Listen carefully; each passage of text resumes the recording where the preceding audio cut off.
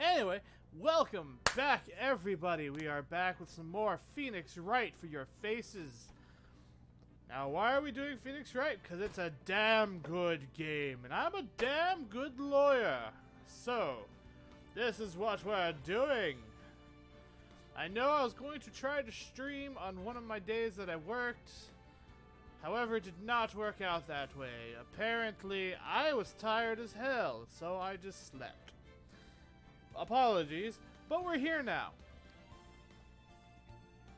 And we are going to finish Case 4 and start Case 5, where we will no doubtedly have more shit to do. So, we were starting off here. Yes. And we will be starting in 3, 2, 1. Boop. December 27th, 2:11 p.m. Wright & Co. Law Offices. Now, once again, you guys know how this game is played. If I happen to forget a voice, I will make it up on the spot. I hope I don't forget voices. The only one that stays consistent is the old judge, because he's one of my favorite voices to do. And Phoenix, of course, because it's just my normal voice. Alright, Sad Maya. What was Mr. Edgeworth talking about? A memory of a crime that I committed. A memory of murder. Do you really think Mr. Edgeworth killed? I don't believe it. Not Edgeworth. Some painful memory has been troubling him recently. But he'd never take someone's life. Never! Nick! Yo, how's everyone doing? What do you think of my performance today? I had him swooning in the aisles. Huh, Maya? Swooning? Me? Oh, yes. I do remember feeling faint. Right on. Tell me the truth. It was like love at first sight, right? Larry, are you hitting on Maya? Dude. No. She was like 17. Right, Nick? Huh? Me? Well, maybe my heart skipped a beat or two. I mean, I was practically finished. I think you can do better than that. Come on, I saved Edgeworth in there, dude. Edgy. You guys should be bowing before me. Yeah, bow before your hero. Oh, Larry. What are we gonna do with you? By the way, my eye itches, so I'm just gonna rub it real quick. I've got a problem with allergies. They make my eyes itch and my nose stuffy. So, okay. Make sure we're all right back on track here. Cool. Alright, Larry, let's talk. Today's trial. Larry, you really helped out in that trial today. You did. If you weren't there, Larry, I'm sure Mr. Edgeworth would have been found guilty. Ha ha ha ha. But seriously, Nick, that boat shop caretaker guy is pretty suspicious. But Edgy ain't off the hook yet. Way to spoil the mood, Larry. Hey, I'm just the guy sitting in the audience, you know? But from where I was sitting, Edgy seemed pretty edgy. I mean, can you really know he's telling the truth about that night? Nick? I don't know. But what I do know is I'm going to believe in you two until the end. Us two? Edgeworth and who else? You mean me, right? Nah, he means me, right, Nick? Yeah, you, Larry. Not me? But why you, Larry? Huh? Actually, yeah, why me, Nick? Huh, enough with the silent treatment. Oh, okay. Hello, viewer. Welcome to my stream. Nick, why do you trust Mr. Edgeworth so much? I mean, he's changed recently, true. But when we first met him, he was kind of a jerk, don't you think? You didn't know him back then. Back when he wanted to become a defense attorney. Wait, was that when you two were classmates? Yes, in grade school. They saved me, Miles and Larry. They saved me, and I'll never forget it. That's why I became a defense attorney, you know. What? Hey Larry, what's he talking about? Huh? Sorry, I kinda forgot. Huh. Okay, Nick. Out with it. I'm going to hear this story today, and that's final. Okay. It's kind of a long story, so hang in there. It was the very end of 3rd grade. I was on trial. A class trial. A class trial? Okay. You remember Larry. Spring, end of 3rd grade. A kid in our class got his lunch money stolen. Lunch money? Our school was really small.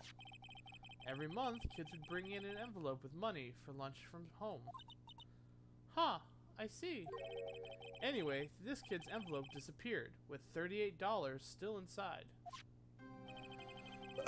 Damn, that is some intense lunch money. Oh, yeah, now that you mention it, I do remember that. I can see why you'd forget, though. You were out of school that day. Anyway, the envelope had been stolen during PE class. I was coming down with a cold, so I skipped PE that day. I was the only one not in class. So, they thought you did it. Yeah, the kids in class said I should be put on trial. Trial? So the next day we held a classroom trial with me as the defendant.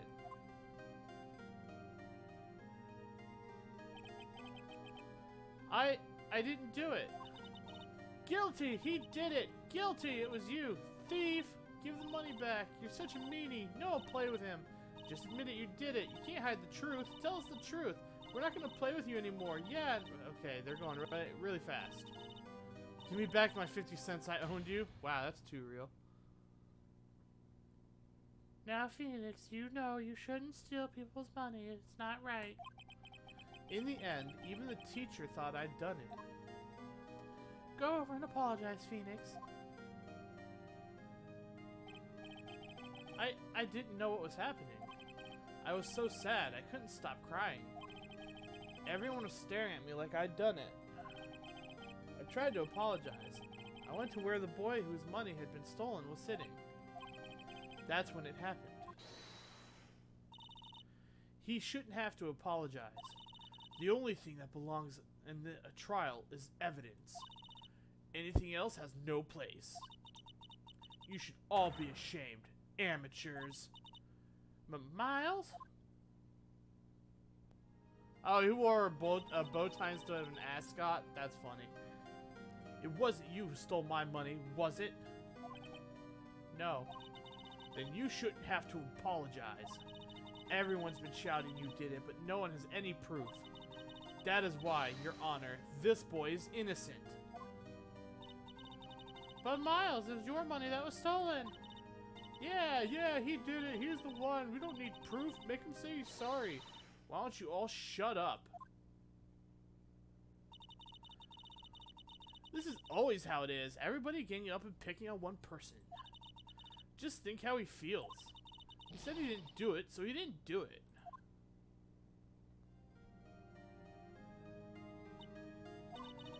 Very well. I will replace the money myself. This class trial is over. Wow. That's how it happened. After that, the three of us were the best of friends. Wow. I had no idea. Yeah, I had no idea either. I mean, I forgot. Fucking Larry. I just forgot. It's, you know, whatever. Big defining moment for you. I just don't, you know, fuck it. I don't That's when I learned what it meant to be alone. Totally alone, without a friend in the world.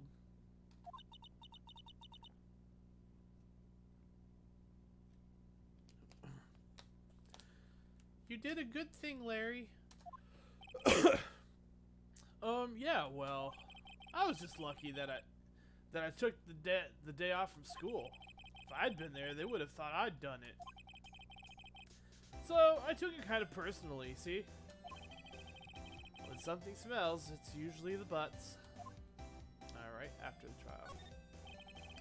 Anyway, Edgeworth and I talked after that class trial. That's when I heard his father was a defense attorney. I remember his eyes would shine when he talked about his father. I'm going to become a defense attorney, just like my father. A famous defense attorney. Then, a few months later, he suddenly transferred to another school. The DL6 incident? Right. I'm not sure, but the transfer probably had to do with his father's death. That's so sad. It was several years later when I heard Edgeworth's name again. There was an article about him in the newspaper. The headline was something like, "Dark Suspicions of a Demon Attorney. Fabricating evidence, manipulating testimonies, covering up facts." The article said he'd do anything to get a guilty verdict. Anything. But why? What happened? I mean, that's not the Edgy I used to know at all. That's what I thought too.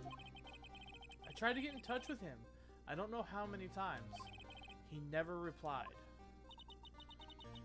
I guess he didn't want his old friends to see, or didn't want to see his old friends. I couldn't just drop it though. By the way, this is what good friends do. Even if you don't answer because you're in a bad place, they will continue to try reaching out. Just a little life lesson from the Jellyman himself. I wanted to meet him to learn why he had become who he became. That's when I decided... Wait, you don't mean... That's why? That's why you became a defense attorney? To meet Edgeworth? If I was a defense attorney, I knew he'd have to meet me, whether he wanted to or not.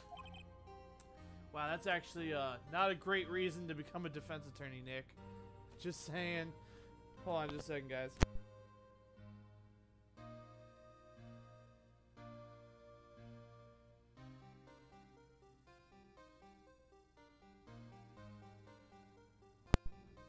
In court. Okay. Edgeworth believed in me, and I believe in him.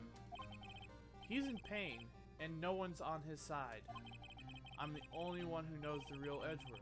I'm the only one who can help him. Whoa, Nick. So is that why you helped me out for free? Yes. Although, to be fair, you were supposed to pay, Larry. You just never did. Alright, man? I helped you because I believed in you. Except I don't remember saying I'd do it for free.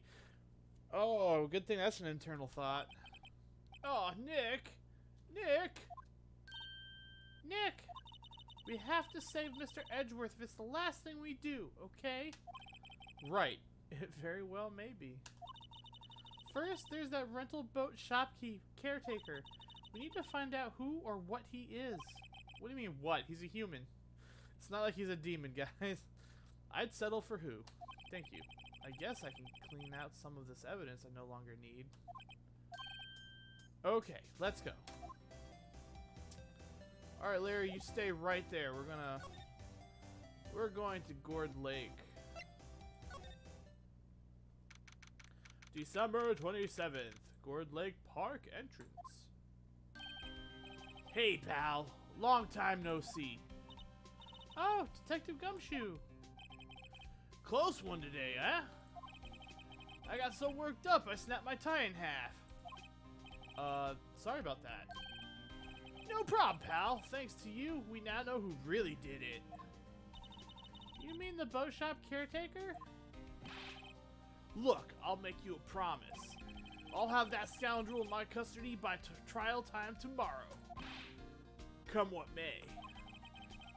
It's my duty to you as a police officer. Now I'm off to catch me a criminal. See you later, pal. ...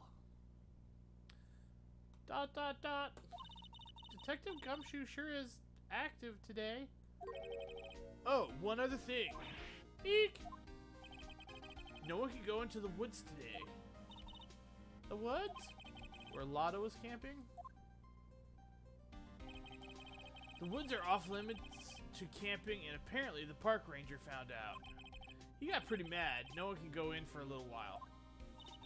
I guess Lotta's in a lot of trouble. Ha ha ha ha. Anyway, I'll see you tomorrow. See you, Gumshoe. Your voice is hard to keep going because for some reason I can't do a mobster voice, even though you're not a mobster. December 27th, Gourd Lake, Public Beach. Huh? The steel eyesore is missing. Eyesore? Looks like the hot dog stand is closed too. I mean, Larry is at our office, so yes, that's... I guess Larry's too busy worrying about Mr. Edgeworth to show up for work. I mean, he's also at our office. Boat rentals. Alright, let's get this guy. December 27th, boat rental shop. That old caretaker got away. Yep. I never imagined he might be the real murderer. I'd know that clearing the throat anyway. Grossberg, is that you? Ah, ha, ha, hello. What might you be doing here? Out for a walk, hmm? Ah, the days of my youth, like the scent of fresh lemon, you see. Mr. Grossberg, this is no time for idle reminiscing. Mr. Edgeworth's trial ends tomorrow. That is true, yes. But from what I saw of today's trial, Edgeworth should be fine, right? Well, I'm not so sure about that. Ho ho! What do you mean by that? Well, I'm not sure. If you find anything out, come by my office at once.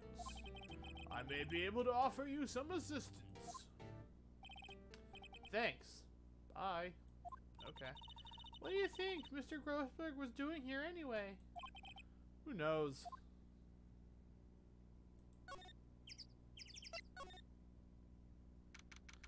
December 27th, Caretaker Shack. Nobody's home. Hello, hello. Hey, it's Polly. I wonder where your owner's gone, Polly.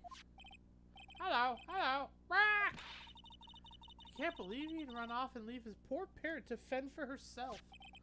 Hello, hello. I'm not doing the squawk again. Alright, let's take a look-see here.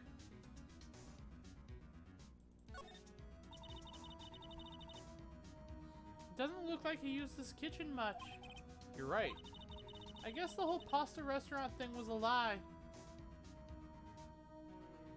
Panda! Welcome! Lord Jelly Panda reporting for duty. Yes, welcome, General Panda. It is good to have you aboard once more.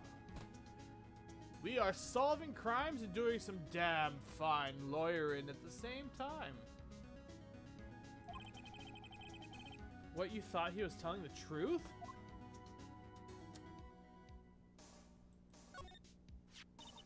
Maybe I should take care of Polly, Nick.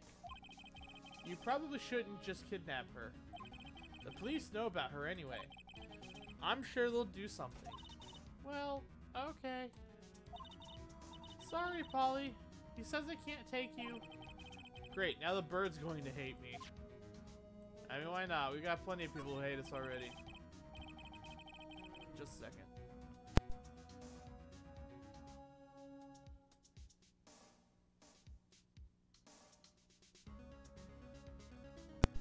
Got that deep down congestion. Woo!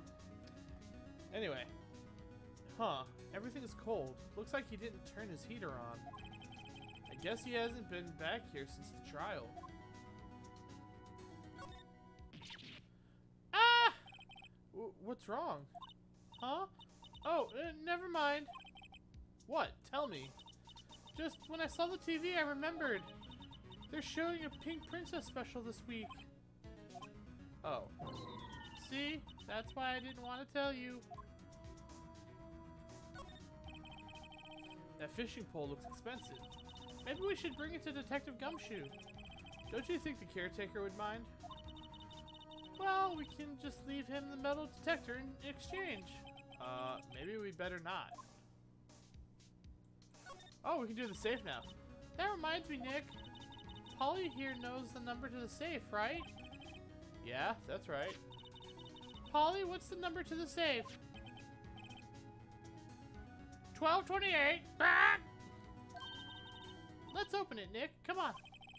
I'm sure there isn't any money in there. Aww. But hey, he keeps it locked, right? So there must be something of value in there. I'm not so sure. Okay, Nick, let's see what's in there.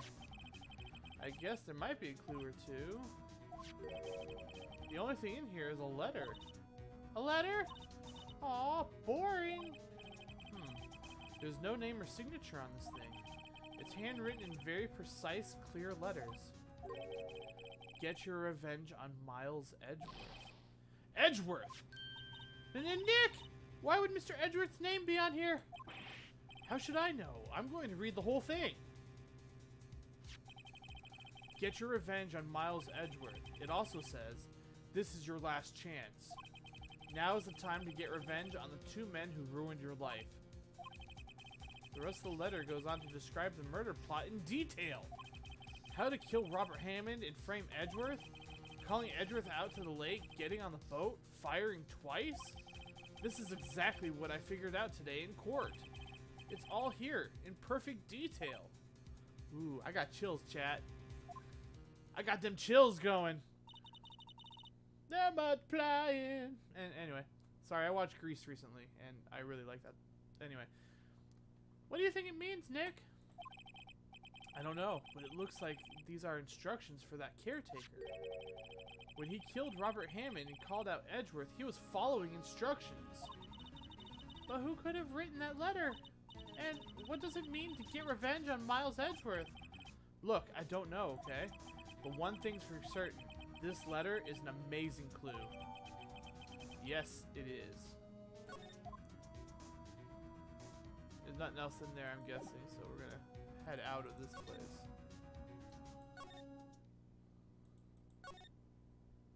I don't like the areas that have absolutely no music. They make me feel antsy.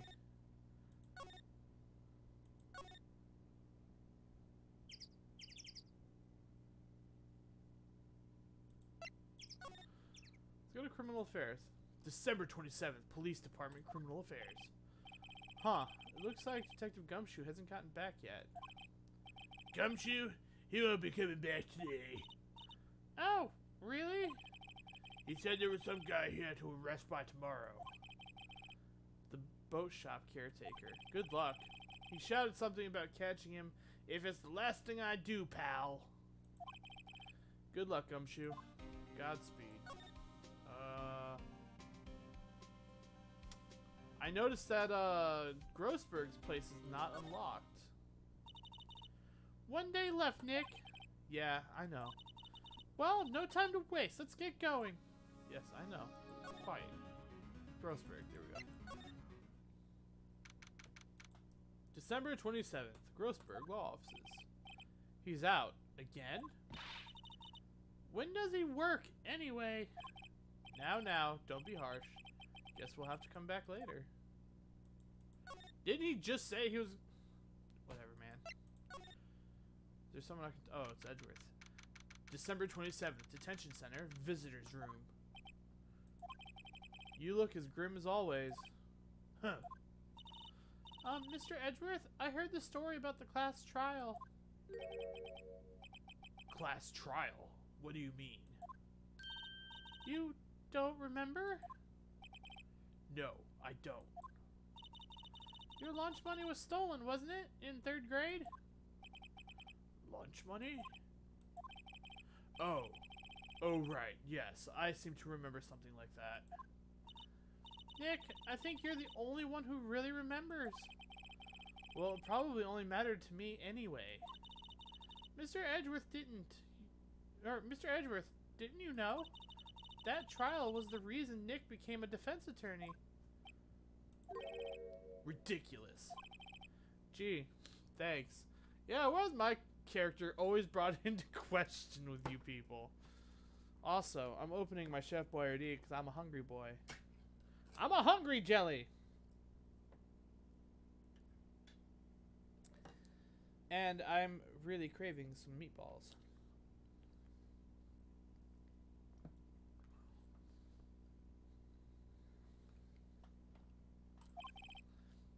That said, it does sound like the kind of thing you do. You haven't changed a bit, have you, Wright? So simple, to a fault even.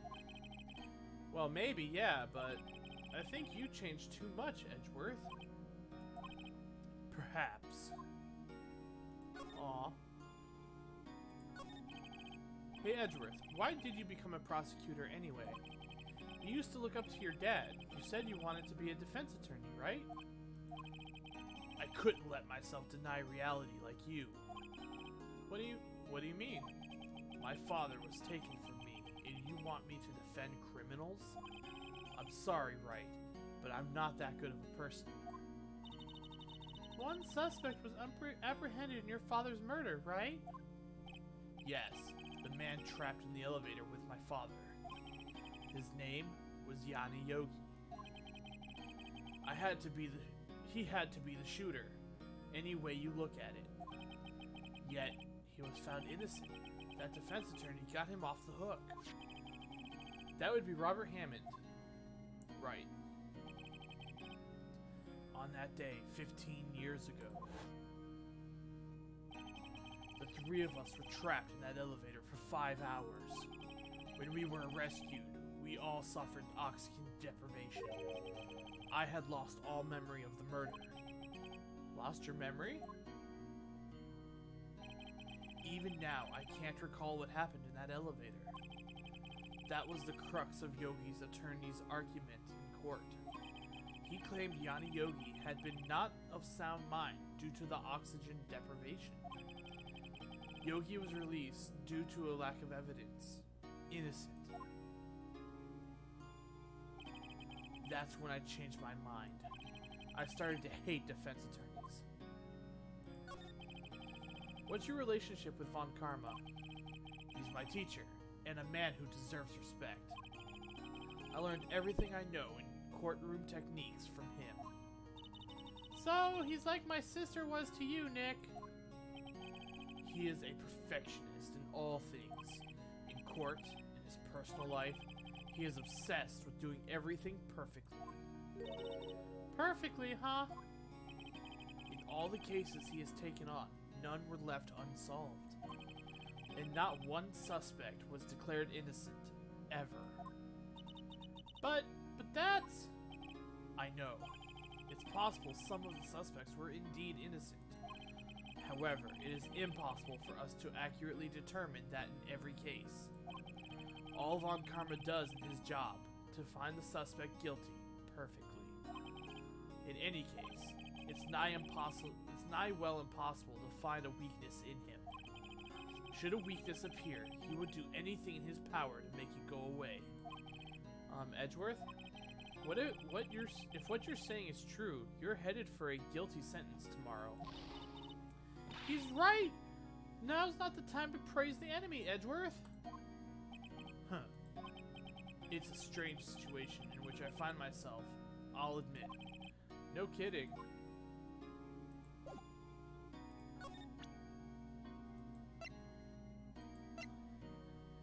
Hey there. Got something for you. Edgeworth, see this letter? This came out of the safe in the shack where the boat rental caretaker lives. I see. Revenge? On me? Who is that old guy anyway? I don't know. Could he be an innocent defendant you got declared guilty or something? Nice, right? But I don't remember that old man. Not at all.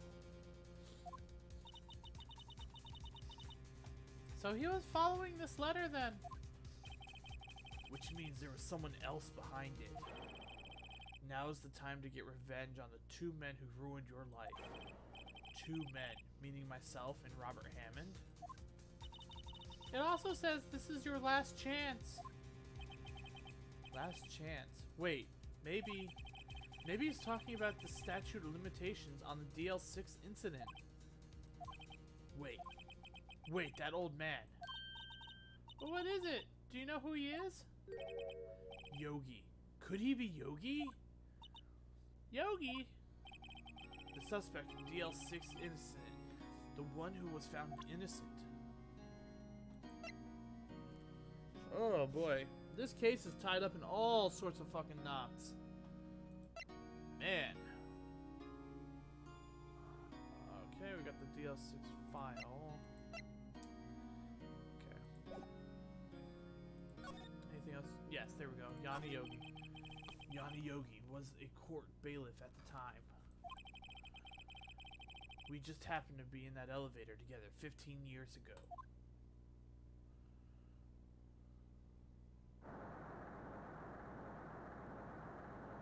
Whoa! The quake was incredibly strong. Before I knew it, everything was dark. We were there for so long it felt like forever. The air thinned and the darkness closed in on us in that little box. We became unsettled. Help! I can't breathe! Quiet, quiet, I say. You're not making this any easier. I want to get out! Help! Get us out! Don't shout. You'll just use up more oxygen. ...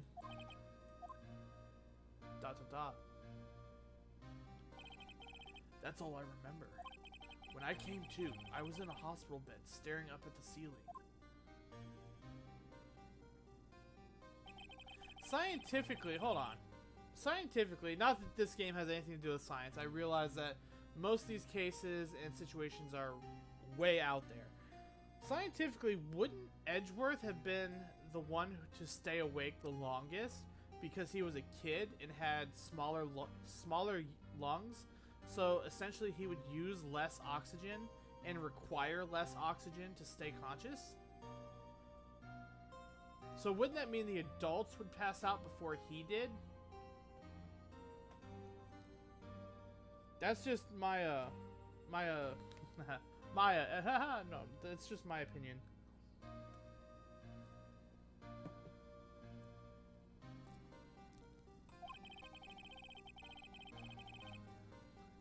They claimed the oxygen deprivation and stress had caused temporary insanity. In the end, the claim pressed the court and Yogi was found innocent.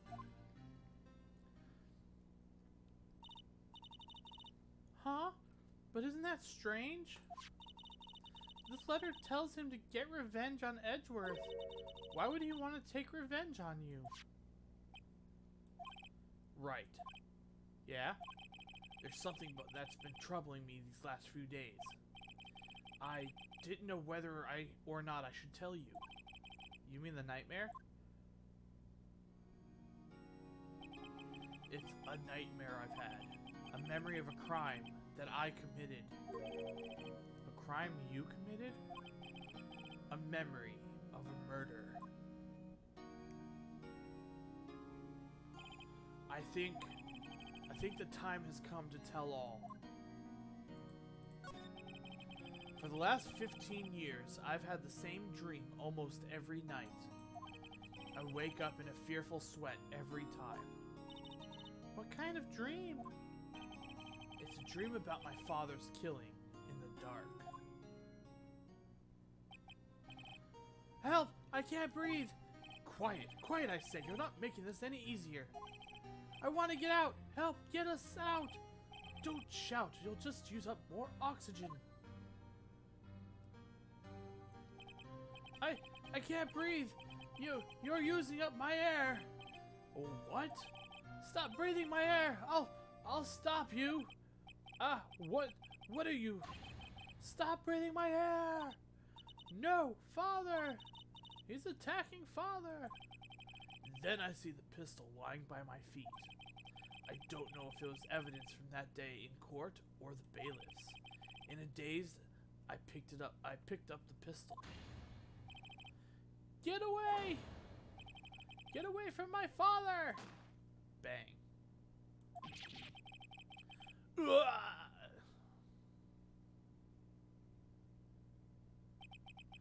And with that scream, I wake. It's a bone-chilling scream. A scream that has rung in my ears for the past 15 years. But that's just a dream, right? Right? That thought is the only thing that has kept me sane for the last 15 years. But what if I'm wrong? What if it's real? They say that sometimes people shut out memories in self-defense. Maybe it was I who killed my father.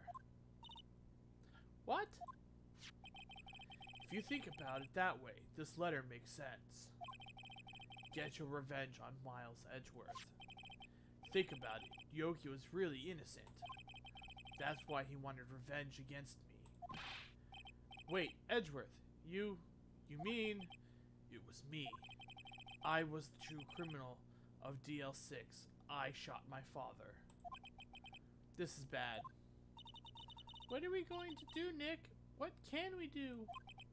I don't know. What a twist! I want that as a clip that I can use sometime. Just a what a twist!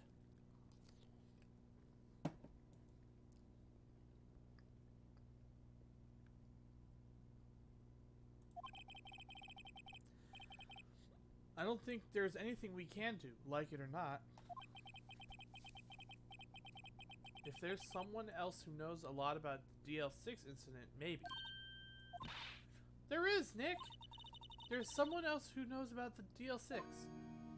Yes, it's Grossberg. Grossberg is the only other person who seems to remember this. December 27th, Grossberg Law Offices. By the way, Panda, how are you? I thought I'd check in with you since I wanted to take another bite.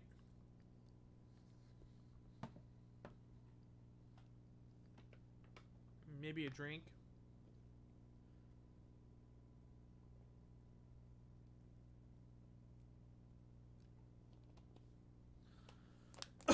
Okay. But Mr. Grossberg.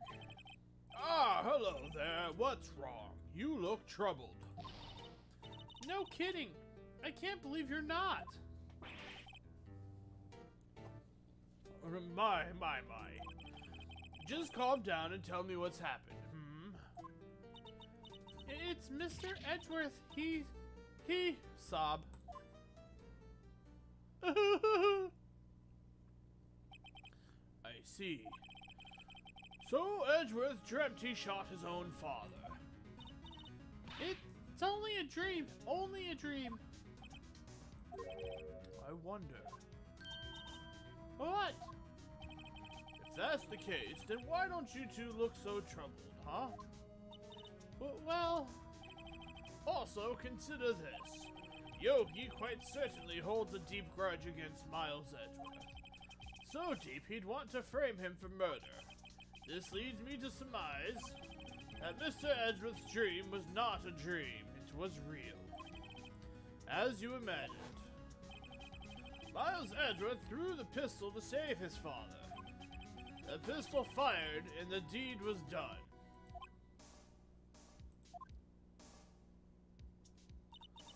No! I don't believe it. Yogi was suspected of murder and his career as a bailiff was irrevocably wrecked. Thus he sought revenge against Miles Edgeworth. This was his last chance, of course, with the statute of limitations so close. Wow. What do you know about Edgeworth's father? He was a defense attorney without peer. It sounds trite, but it's true. Well, he may have had one peer, now that I think about it. Your mentor, Mia Fey. My sister? Gregory Edgeworth was very disapproving of Mr. Von Karma's technique. That's no surprise. Von Karma is an extreme man. Forged testimonies and evidence are nothing to him. The result, he has a perfect win record in court. To beat him, Gregory Edgeworth tried to call attention to his methods. And he lost, and died in despair, as it were. I see. When Gregory Edgeworth was killed, the police called on a spirit medium. That was your mother, Misty Fay. I am Gregory Edgeworth. I have been killed. The one who shot me was the bailiff, Yanni Yogi. Yet Yogi was found innocent. That's when my mother left us. Everyone called her a fraud. That's right. Everyone thought she was, you see. Yet, now that I think about it, it seems the one who lied was Gregory Edgeworth's ghost. Gregory Edgeworth must have known who shot him. I don't believe it. So you're saying he falsified his testimony? That Edgeworth's dad lied to protect his son? It's only a possibility, mind you. But a possibility nonetheless. Okay. Bummer. Alright, let's talk to you about this. Oh-ho! So this is the letter. It does seem that Yogi is following this letter. When he killed Hammond. But why kill Robert Hammond? Hammond was a skilled defense attorney. But he defended clients not for their sake, but for his own. Huh? His own sake? He never trusted his clients, that one.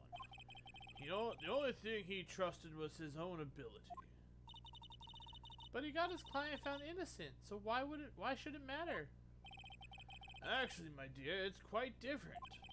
He won that innocent verdict for no one but himself. Yogi was a free man, but socially, he was ruined. Huh? You'll understand soon enough. Wait. What is it? This letter.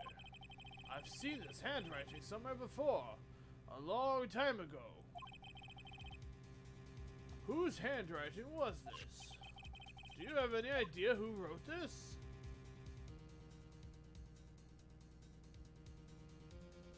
Well, Yanni Yogi is the guy who followed the instructions, so it's obviously not him.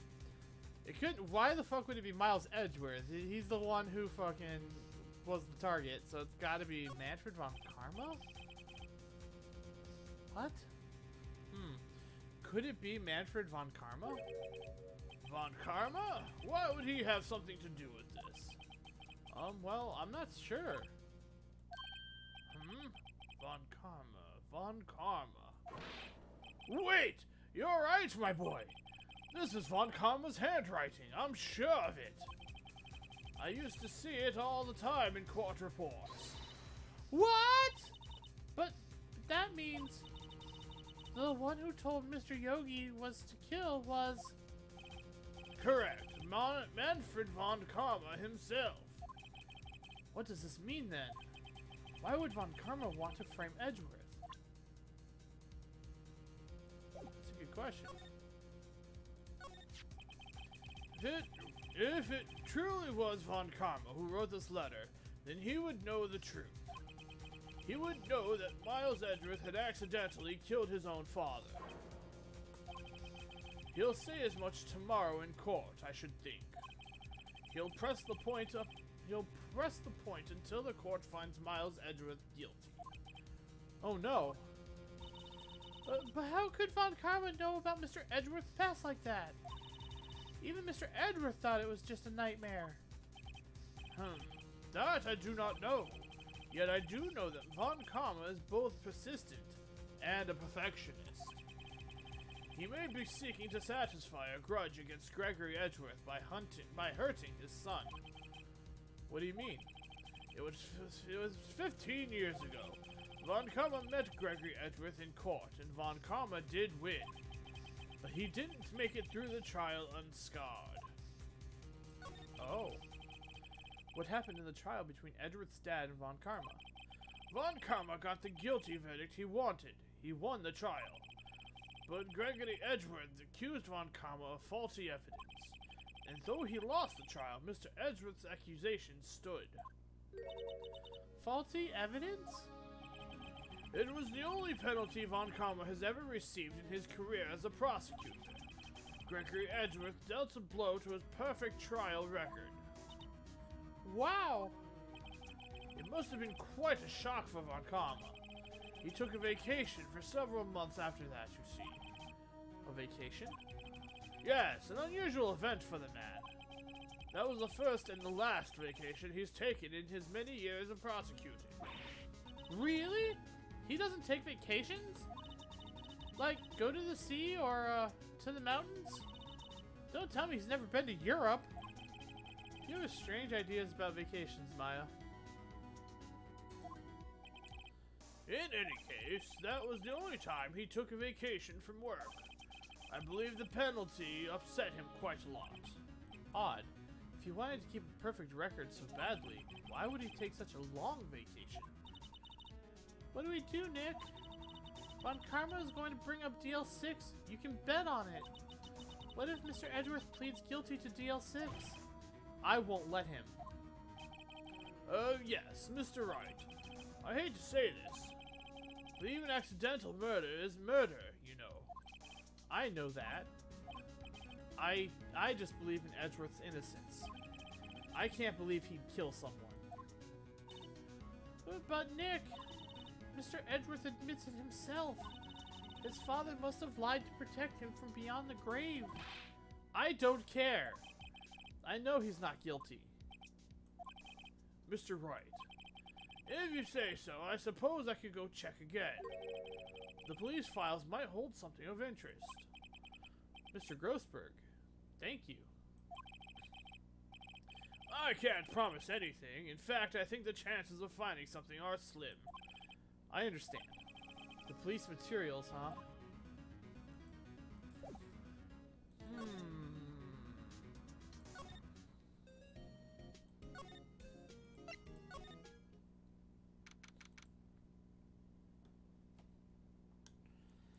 This case got very interesting.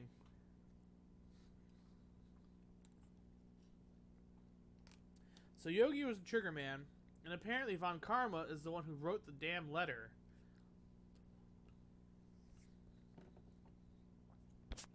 I just don't understand why.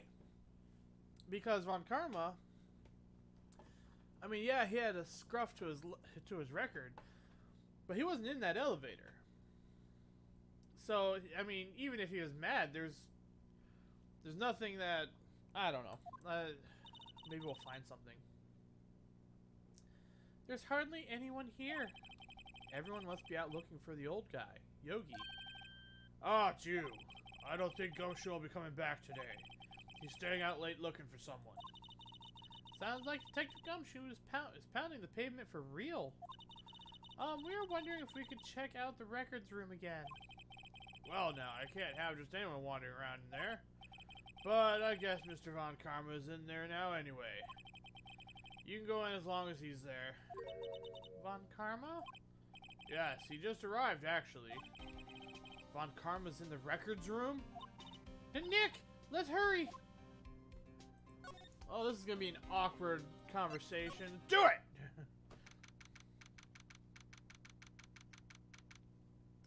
December 27th, Police Department Records Room. Watch me destroy my voice trying to do Von Karma's super deep, annoying voice. This is gonna hurt. Therefore, I shall take some water.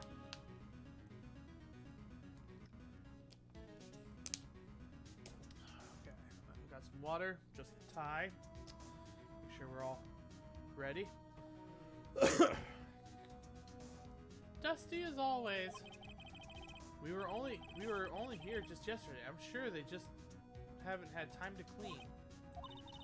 What's wrong, Nick? Nothing. I was just noticing that he isn't here. Von Karma.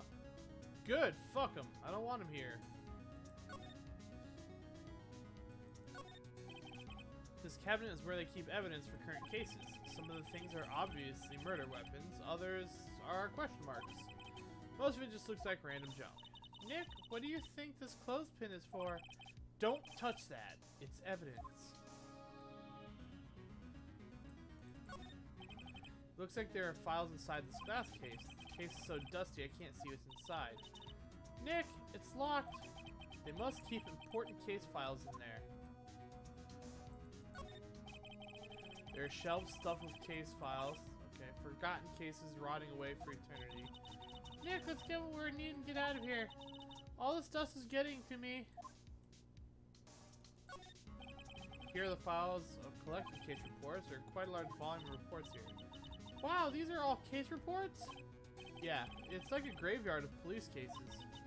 I guess my sister's case report is in here too, quietly gathering dust. Probably. Huh. Oh, hold on. Huh? One of the drawers here is open. Someone must have been looking in it recently. The label says unsolved cases, evidence. Huh, unsolved cases. Nick! The file for DL6, it's completely empty! What? What are you doing in here? Eek! Wow, you look completely different up close. Von Karma! You. How'd you know my name? Huh? Have we met? Ooh, what are you saying? We see each other every day, don't we? We're Miles Edgeworth's defense team. Defense team? Ahem, I beg your pardon. I see. You see, I rarely remember defense attorneys. They are like bugs to me, needless things to be crushed. I can see how this guy was Edgeworth's mentor.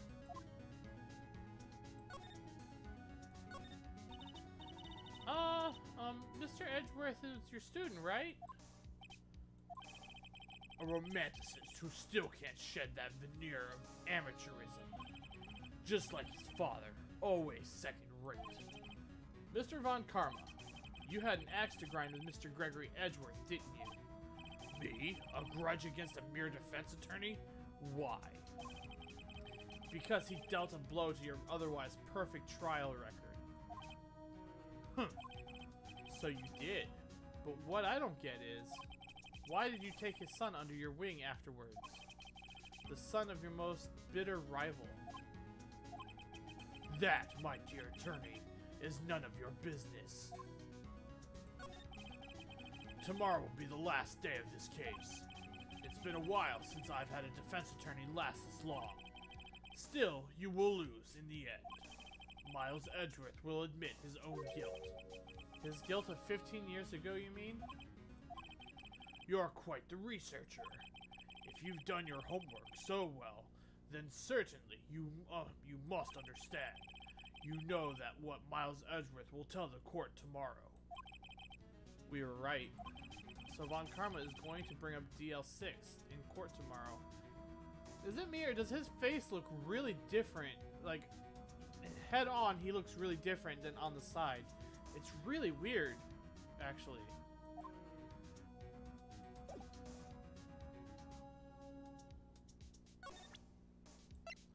Look what I got, bitch.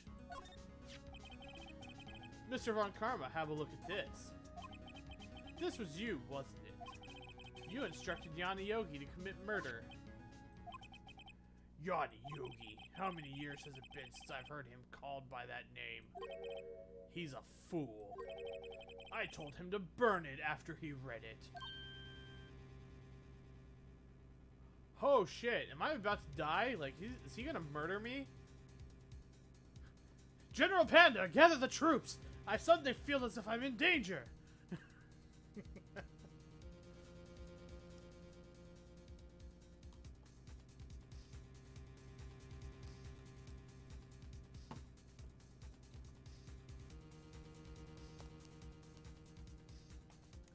General Panda? Uh-oh. So you admit it? You wrote Mr. Yogi this letter. Yes, my dear defense attorney. Thank you for taking the trouble to bring it to me. You've saved me a lot of needless hassle. What? No! Don't let him have it! Nick! What is that thing? Oh god, it's a taser! Oh no! I'm in trouble! Can we just sit and appreciate the sound for a moment while I blow my nose?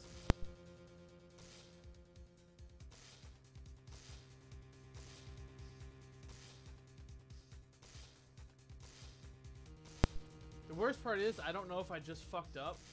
And, well, I didn't save, so... who knows? Alright, well. A stun gun for self-defense. Usually. Indeed. 600,000 volts will course through your body like a dog touching an electric fence. 600,000? Oh, don't worry. People don't die from it, usually. Now give me the letter. No! No! What are you... Nick, run! Ah! Run! Maya! Out of my way! Ah! I had the chance to run. I chose to stand there and take the stun gun anyway. Man, I can't wait for that letter, that super important letter to be gone.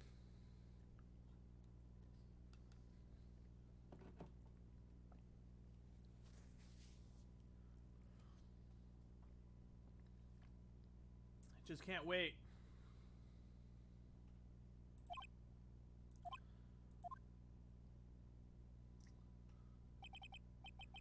Ugh, he got us. The letter's gone, of course. And he took the DL6 evidence. All of it. Back to having no clues. Wait. Maya jumped first. Maya, is she okay? Maya!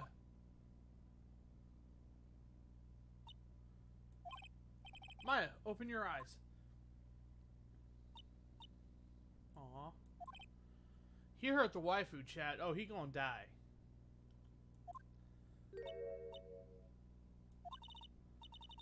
The letter. Did he take it? Huh? Oh, yeah. Are you okay? I couldn't stop him. I jumped as fast as I could, but one shot from that thing knocked me out cold. I'm useless. I'm no good as a lawyer or a medium. I can't even call my sister. Not even now, when we need her the most. I wish I hadn't woken up at all. Well, that is a typical teenage attitude. But, that's not true, Maya. It's also true for none of you who feel the same. No one's useless. There has to be some way I can help her. I'd better do something about her self-confidence first. Huh? Maya? She's holding something. What is that? A bullet? DL6 incident evidence number 7, taken from the heart of Gregory Edgeworth. I remember. Von Karma was holding this when Maya jumped him. Still bears clear ballistic marks. Okay. I'll prove it to you, Maya. You're most definitely not useless. I'll prove it to you in court tomorrow. To be continued. That son of a bitch tased us. He tased us. Fucker's going down.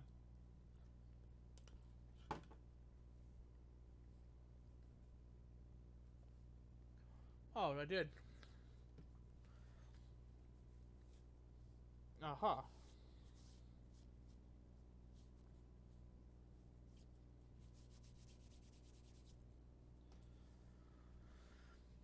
Good thing this tie is easy and clean. I'll just throw it in with the laundry.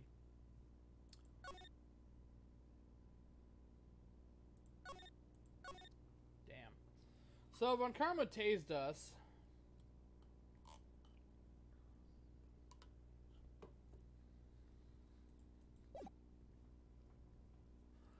We lost all of our good evidence.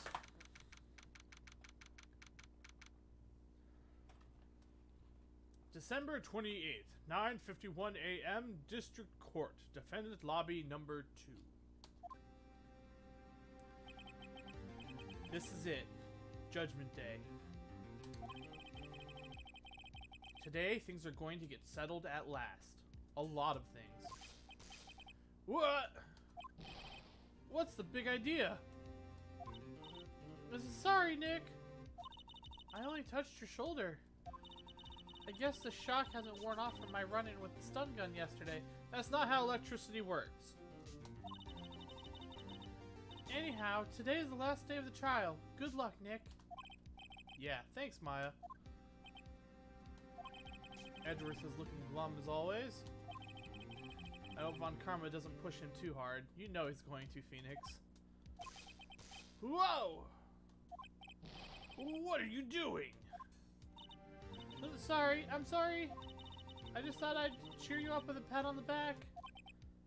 Maya, maybe you should go outside and discharge. Right, good idea. Try not to electrocute anyone on your way out.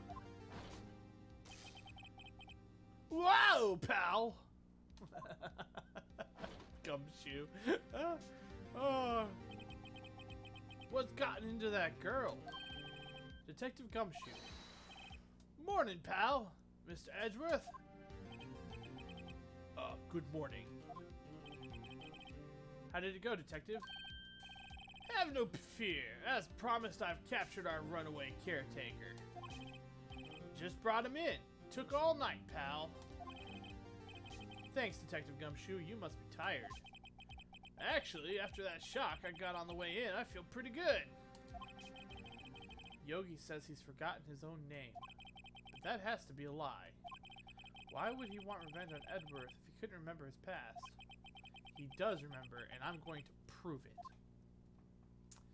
This is going to be a rough trial because I have a feeling that I'm going to get no quarter in it.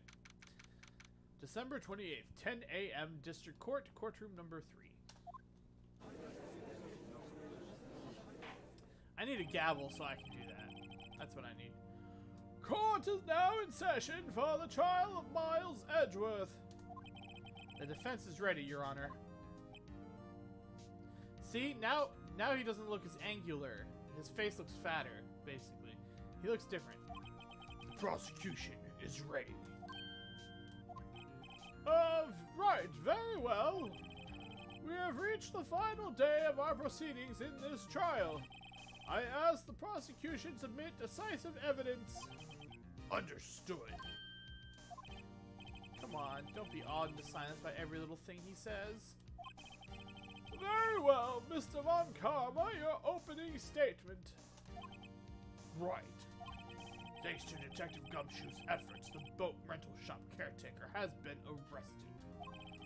In yesterday's trial, the defense asserted that the caretaker was the murderer. However, the caretaker has yet to confirm this.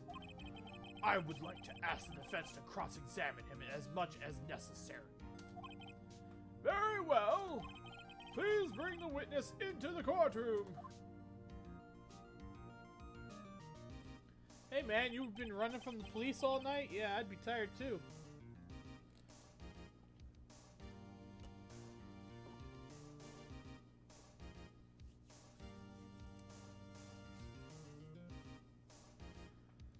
Ladies and gentlemen of the court, I believe you all remember our witness.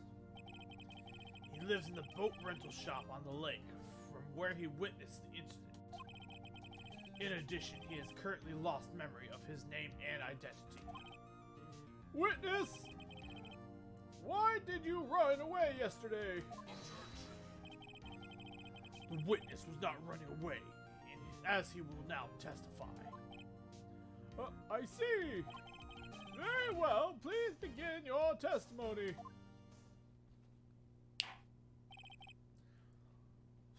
Huh? Why I left court? I'm really sorry about just leaving yesterday like I did. I wasn't running away or nothing. I went to buy some food for Polly, see? I figured I got nothing to do with this incident anyhow. I mean, I need one of those motive things, right? I don't got one. So my testimony yesterday stands as is. Gee, what a lot of help. That was a great testimony.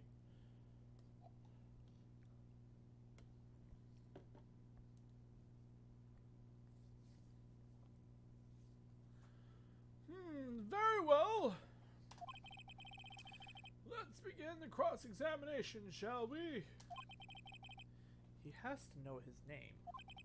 Yanni Yogi. You're Yanni Yogi, and I'm going to prove it. Cross-examination. Why I left the court. Alright, so first off, we're going to save, because we haven't saved in a while, and I feel like it's trouble.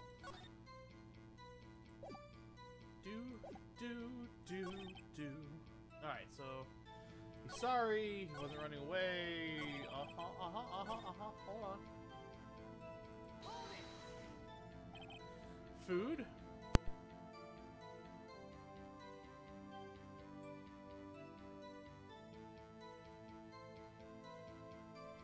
I'm really sorry about that, guys. Anyway, food. Well, Polly's a bit of a gourmand, you see. She only eats these high-quality food, bird pellets from France. They only have them in a big pet shop downtown. But you weren't arrested until this morning. Why didn't you go back to the caretaker shack? Well, I kinda got lost, you see. The witness has trouble remembering things sometimes. When the police apprehended him, he was on his way back to the shack. Yeah, right. Nice try, Von Karma. Pardon me. Von Karma, no one's going to believe that. I see. So he was lost. Please, Your Honor, come to your senses. Fear got nothing to do with this incident. Oh yeah? You've lost much of your memory, is that correct? Yep, seems like it. Then how could you know what you didn't have anything to do with this incident? Or maybe you're lying about not having your memory. You know exactly who you are. The witness has testified quite clearly that he has no memory of who he is. If you claim he's lying, then show the court proof. How am I supposed to prove what's going on in that old codger's head? That's impossible. I'm glad you've come to your senses, Mr. Wright. Very well, please continue. Actually, that's not impossible. I want to see if I'm right on this.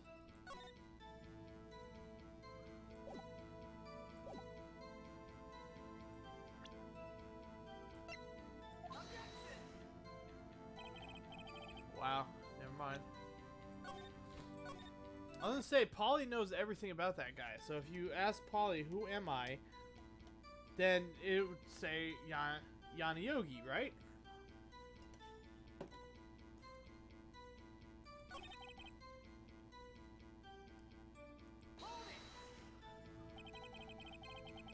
How can you say you had no motive? I say you do.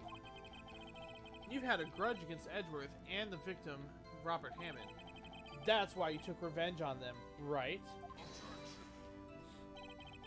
Please do not make me repeat myself, Mr. Wright.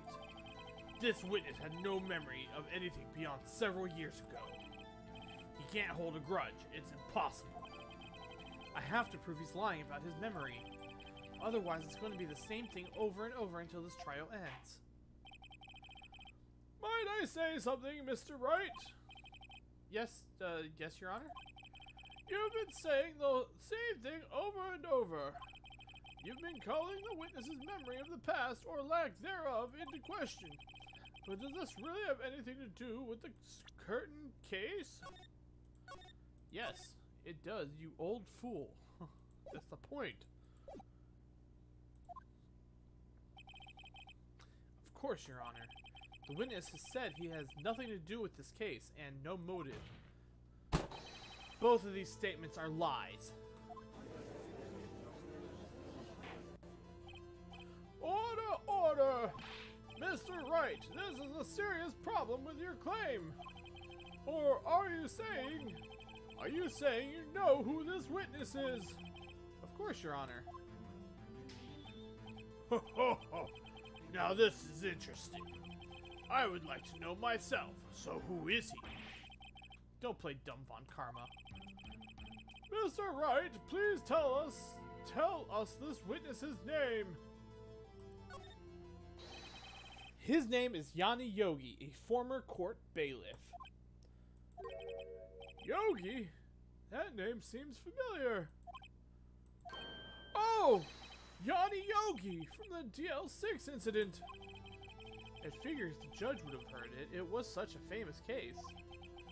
But what does that mean? Your Honor, if this man is Mr. Yogi, then he has a clear motive. Tisk tisk tisk. Jumping to conclusions again, Mr. Wright. This man, this witness, is Yanni Yogi. Fascinating. However, how do you propose to prove this to the court? This is a court of law, as you may recall. You need proof. And allow me to repeat once more that the witness has lost his memory. This is it. I have to do this now.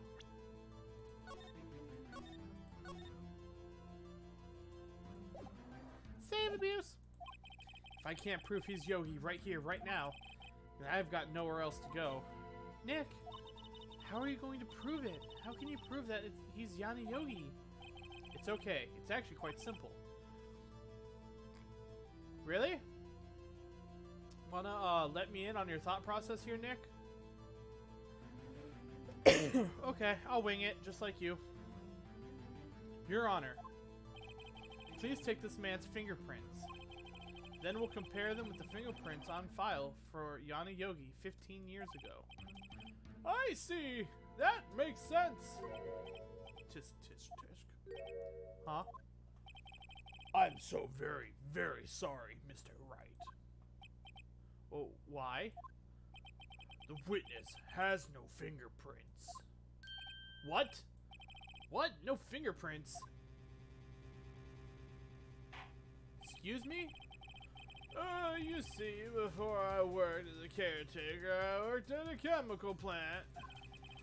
I burned my fingers working with the stuff. Yep. What? Yogi, you sneak. You burned your fingerprints off to hide your past. Well, if the witness has no fingerprints, I guess we will not be able to prove his identity. Dental records? Oh. People are dumb. What will you do now, Mr. Wright? It seems that the case has been decided. No. No. I know what happened. I know everything. I just can't prove it. But no, I can't let it end like this. I can't lose. There has to be another way. There is no one who can testify as to who this witness is. No one. Nick, what are we going to do? I didn't even consider that he might have erased his fingerprints. What do I do? Well, Mr. Wright, perhaps you'd like to cross-examine his parrot for a little comic relief. Yeah, very funny. You're a sore winner, Von Karma. Why not? The bird tells us everything! Wait a second. Cross-examine his parrot? What is it, Nick? No, you're not going to. Your Honor. The defense would like to take Mr. Von Karma up on his proposal. Take Mr. Von Karma up? On my proposal? Exactly, Your Honor. I would like to cross-examine the witness's pet parrot. Yeah, getting intense. Gonna cross-examine a parrot, bitch. Alright. Order! Order! Well, what do you think, Mr. Von Karma? Need you even ask? This is a farce. I object. Wait a second. You were the one who suggested I cross-examine the parrot, Von Karma. I have a right to do as you suggested. Well, if you're so desperate, then please be my guest. Of course, should you go through with this, and nothing comes of it, then I hope you're ready for the consequences. But Nick, this is crazy. Well, still want to go through with your little game? Hell yeah, I do. Boom!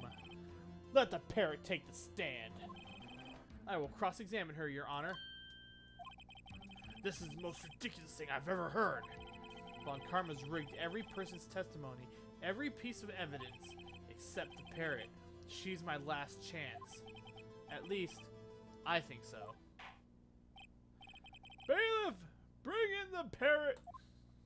Do we just have the parrot on hand? Alright. Ha! It's a very pretty bird.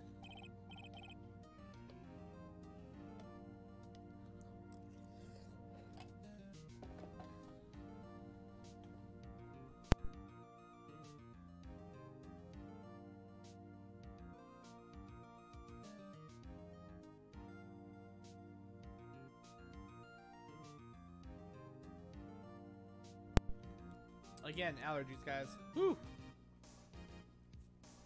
I kind of had a mouthful of ravioli. That's quite a bird!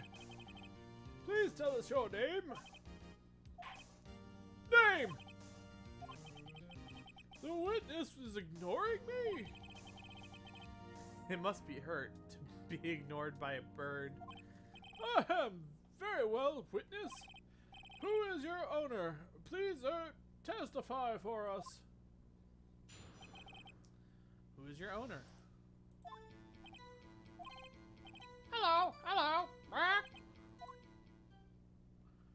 Good. I'm glad to see that we cleared that up. Certainly the most concise testimony we've had so far. Very well, begin your cross-examination. Right. What are you gonna do, Nick? I don't know. What do we do, Maya? Cool. Hello, hello. Bark.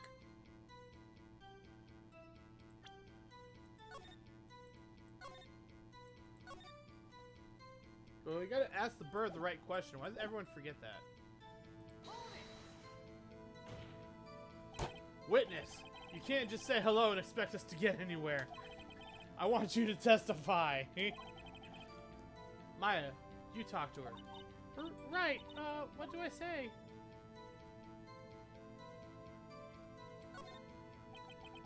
As I recall, 2 days ago... Polly! Polly! Have we forgotten something? Bark! Don't forget DL6! Bark! If I can get Polly to say that here, that will prove the caretaker had something to do with DL6. Polly? Have we forgotten something? Hello? Hello? Excuse me? That's not what you're supposed to say. Forgot something. Something we forgot? Hello? Hello? Uh-oh. It's not working, Nick. She won't say it. This is ridiculous. Why won't she say it? Something the matter, Mr. Wright? Wait. Don't tell me Von Karma expected this. He couldn't have retrained the parrot, could he? Did he train her not to respond when asked if we'd forgotten anything?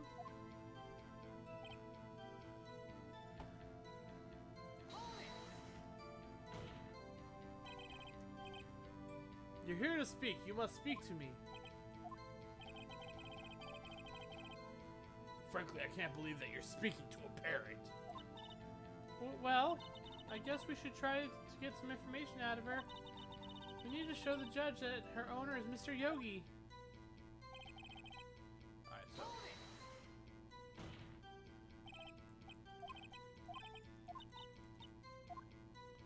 so that's not gonna work. What's your name? What's the safe number? Maybe I'll get her to say the number to that safe. Huh? The safe? Why?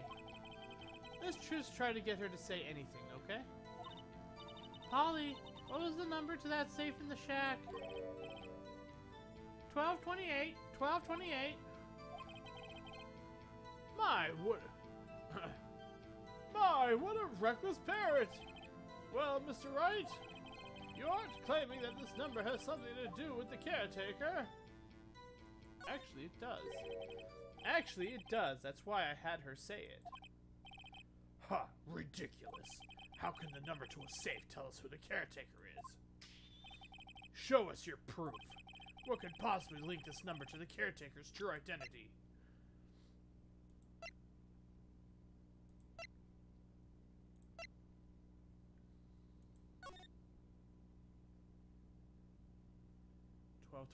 It's the date of DLC. Ooh. Okay, we got this. Alright. The DL6 case file? What is this obsession you have with that case? Mr. Wright, where in this file is something relating to that safe number? Case summary. It's on the case summary page. The case summary? Specifically, the date on which the DL6 incident occurred. The date of the incident? December 28th? Why, that's today's date, 15 years ago.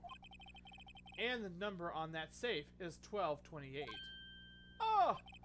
He used the date of the DL6 incident as the number for his safe, Your Honor. That's how important that date was to him. I see. It certainly is an interesting coincidence. People often do set their secret numbers to dates. Bah, this is not tangible proof. I set my ATM card's number to 0001 because I'm number 1. This has nothing to do with the date. Nothing. You heard it, folks. Everyone, rob this man. Rob this man, take his card, and take his money. He just gave you the number. It's okay. Indeed. Alone, it is a little weak for evidence in a murder trial. We would need some other corroborating evidence. Where am I going to find that? Nick, we're getting closer. One more, if we can just get one more piece of evidence. Right, but what?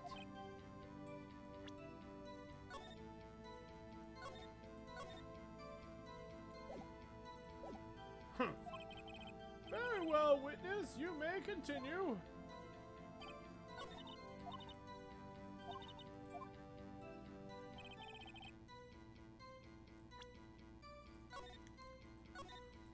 The only other option is to ask her name. So she's gonna say Polly.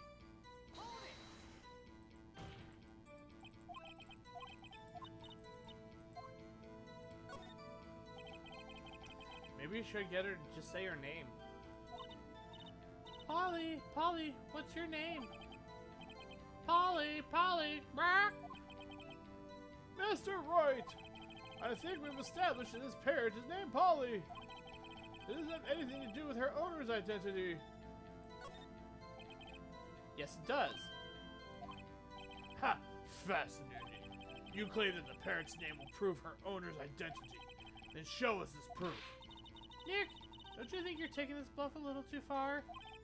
Listen, we're not here to answer the question of who is the caretaker. We're here to prove that he is Yanni Yogi. All we have to do is tie the name Polly to Yogi. Your Honor, the proof that the parrot's name reveals the caretaker's identity is...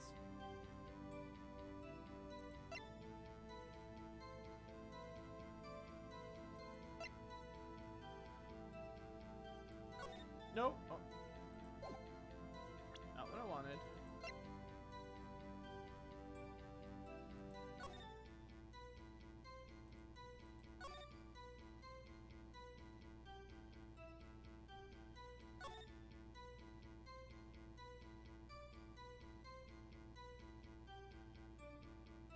After his arrest, fiance Polly Jenkins committed suicide.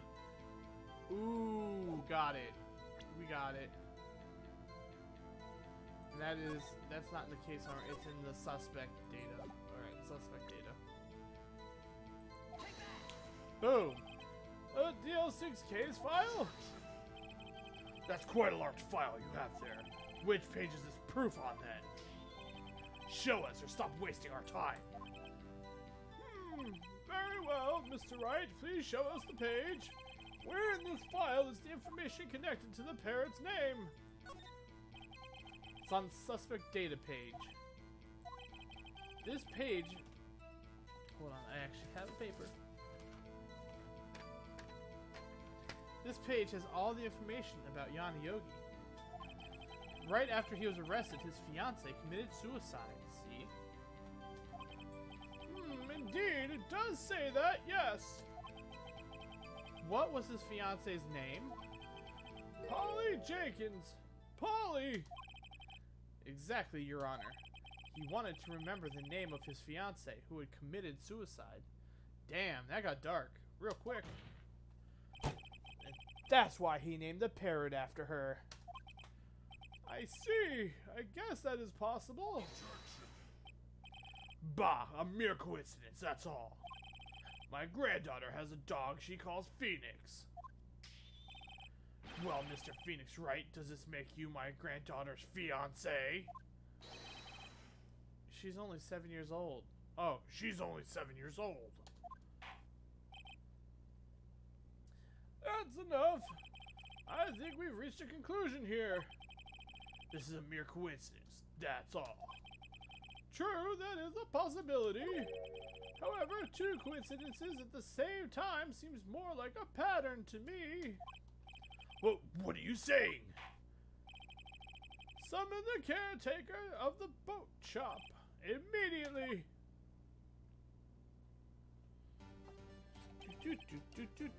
Oh, we're getting somewhere now.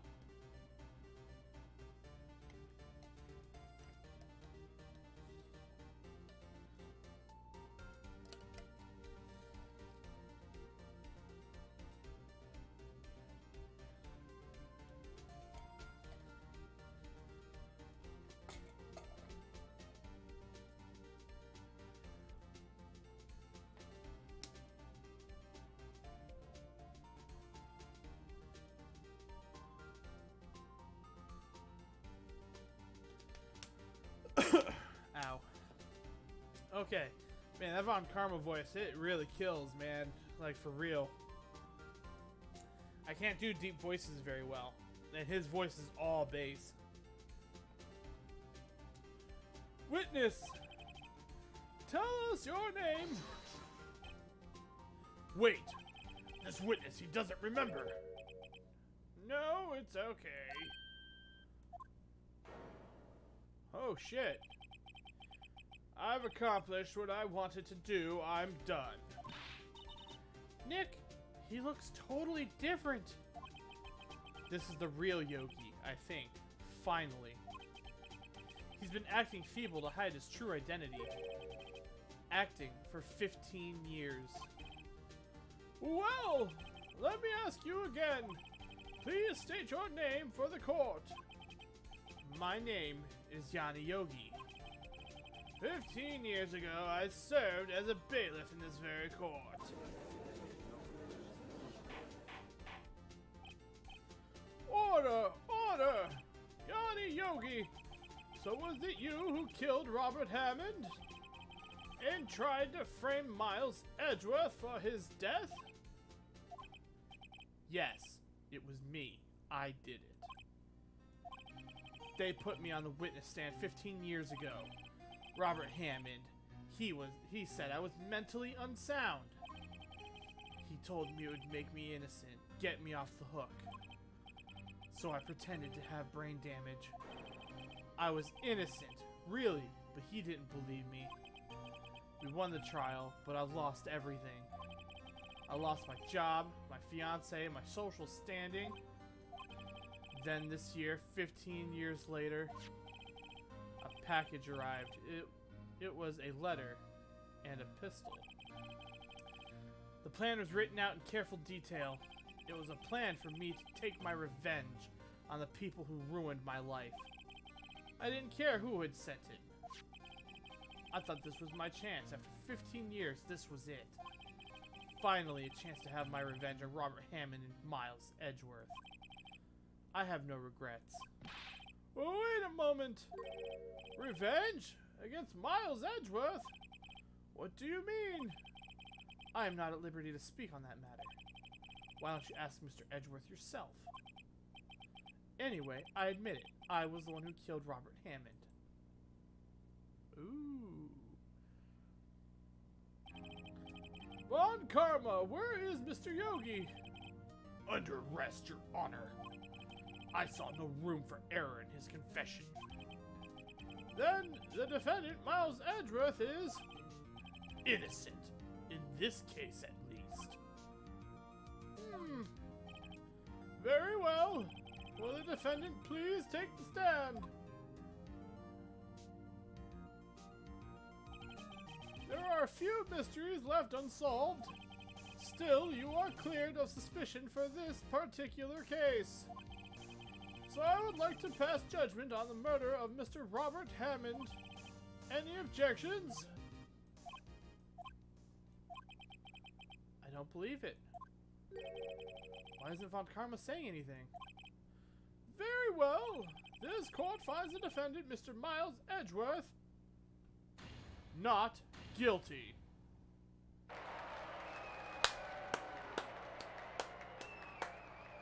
We did it. We did it, folks. However, we didn't catch the real killer. Oh, well, we caught the guy who killed Hammond. So I guess for this case, this particular incident, we caught the killer. But what about DL6? That's not wrapped up. The court is adjourned.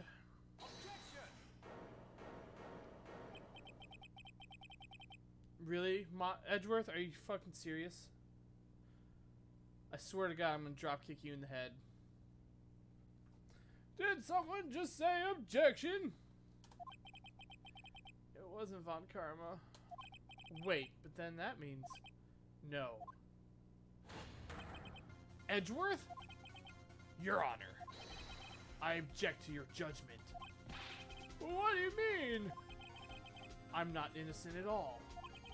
As we have heard, Yanni Yogi killed Robert Hammond in revenge. But revenge for what? Nick! Edgeworth is trying to confess. He's going to say he's guilty. He's going to tell them he was the murderer in the DL6 incident. He's going to tell them he killed his own dad. Thank you, Maya. I got that. Uh-oh. What do I do?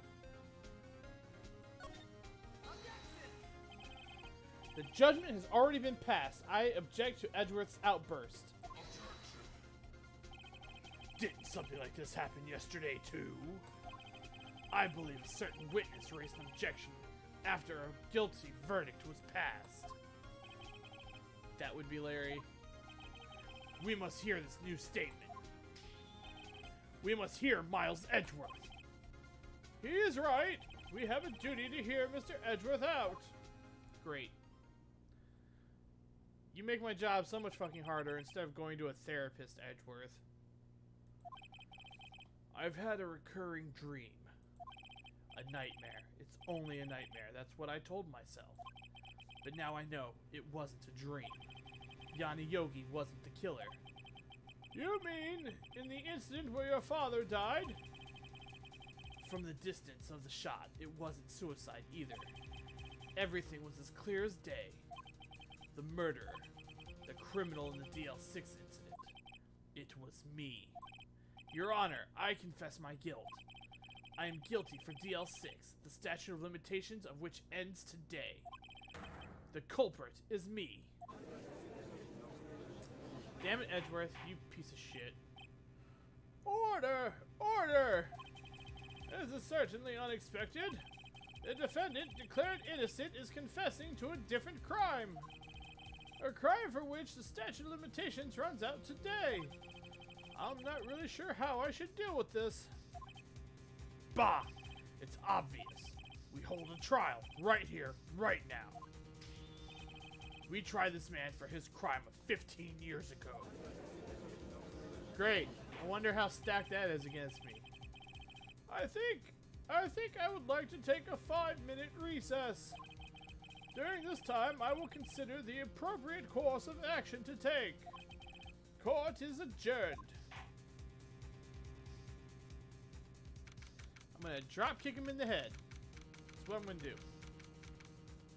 December 20, whatever, you know where we're at. I'm sorry, Wright. I've just wasted all your effort. Yeah, no shit, bastard.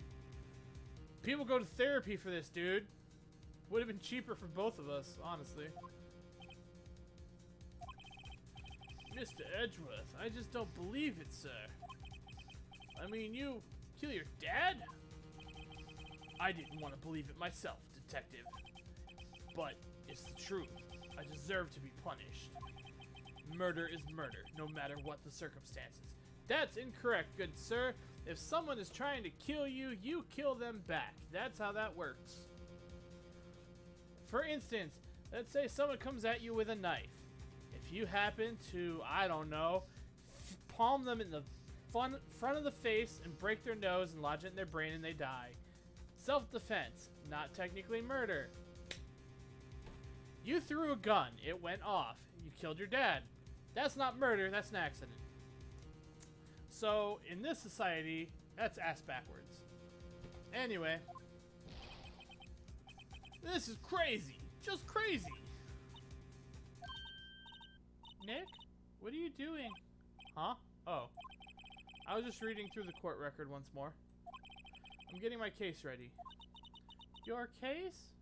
For what? Huh? Isn't it obvious? I'm going to prove that Miles Edgeworth is innocent. What are you talking about, pal? He just admitted to it. He confessed that he did it in court. I'm sorry, Edgeworth, but I don't believe your nightmare. What? It's just a dream. It's not real. The truth is right here in this court record. In any case, tighten your belts. The real fight is just beginning. I'll prove you're innocent. Trust me. Right.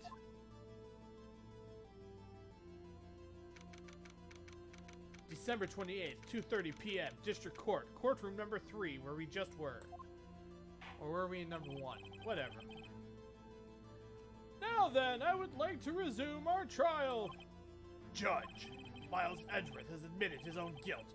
He has confessed his crime. Let us begin by hearing his testimony.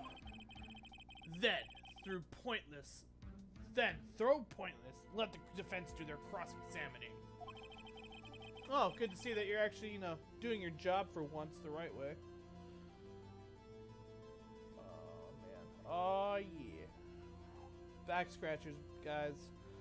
Invest in one, because it is one of the best damn things you can get. Oh. Yeah. Okay. Let's resume this case then, shall we? Though it's unconventional for me, okay. Well, whatever. I'm not too heartbroken over that. I see. Does the defense have any objections? No, Your Honor. Von Karma, you knew this was going to happen from the very beginning, didn't you? Very well. Will Miles Edgeworth take the stand?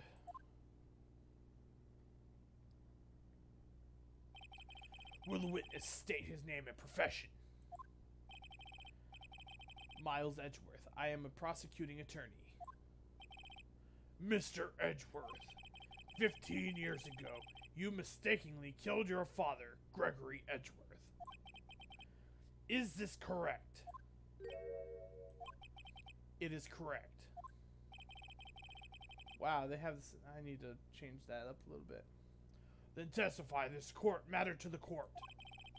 When Edgeworth was telling me about his dream yesterday, I noticed something. One detail didn't quite fit. That will be the key, but only if I can get it to work. Please, please.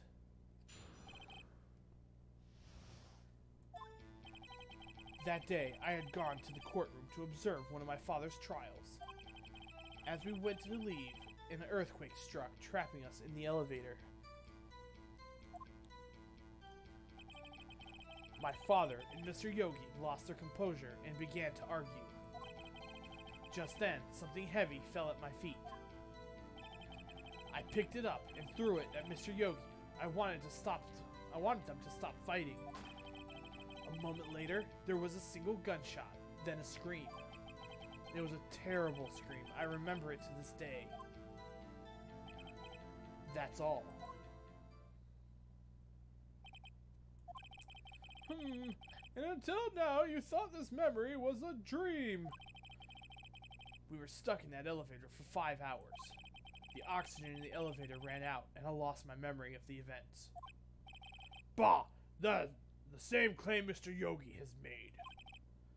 Very well. Mr. Wright, your cross-examination, please. Yes, Your Honor.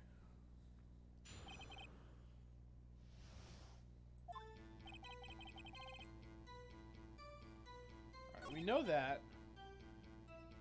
We know that.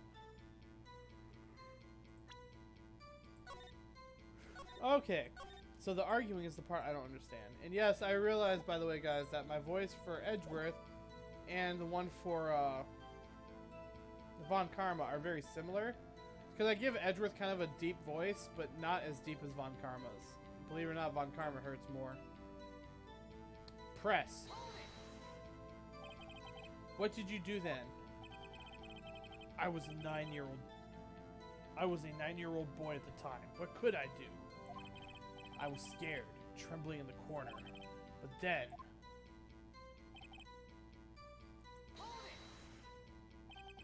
What was it? A pistol. I assumed it was the bailiff, Yana Yogi's. The safety must have come off when it fell from his holster. And you picked it up. What happened next?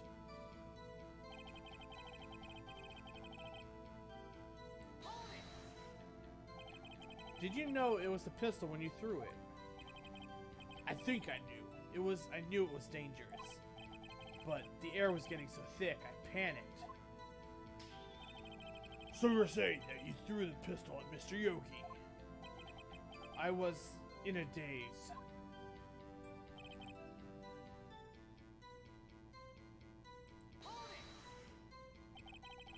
The gun fired once. Whoops. Yes. I think after I threw it, I lost consciousness. Since then, they've echoed in my head every day. That gunshot and that horrible scream. The scream. Hold on, let me look at the evidence here.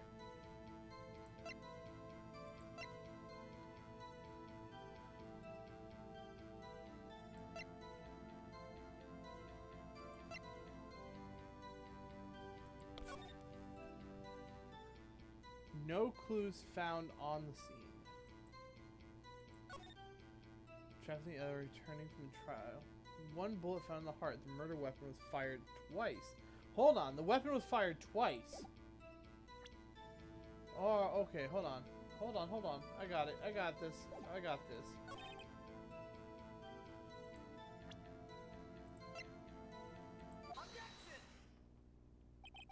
Are you sure you only heard one gunshot? Yes, I'm sure of that. I heard the shot and the scream. Then everything faded. I was unconscious until the rescuers came. I see. No, Your Honor. Unfortunately, you don't.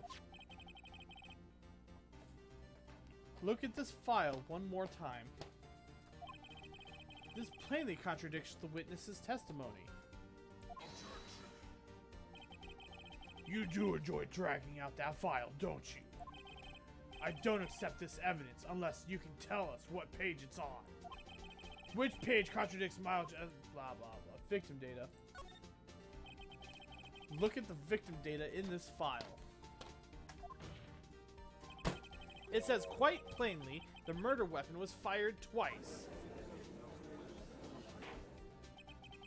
Miles Edgeworth only heard one gunshot, yet the murder weapon was fired twice.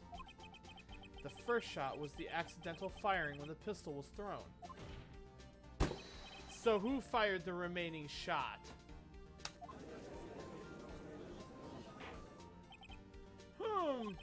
Was there perhaps another shooter who fired that second shot? Your Honor, as I'm sure you're aware, this incident occurred 15 years ago. The evidence is dated. The pistol did fire twice. However, we do not know when that second shot was fired. It might have been fired the day before the incident. There's no proof that the second shot had anything to do with this incident. What? I see. You do have a point, Mr. Wright. The murder weapon was fired twice, as we have heard. One of those shots was fired by the defendant, a boy at the time. Do you have any proof that the other shot fired had something to do with this case? Yes. Your Honor, I think I will be able to show you proof. What? Impossible. No, Mr. Von Karma, save your surprise for after you've seen the evidence. Very well, Mr. Wright, show us your proof.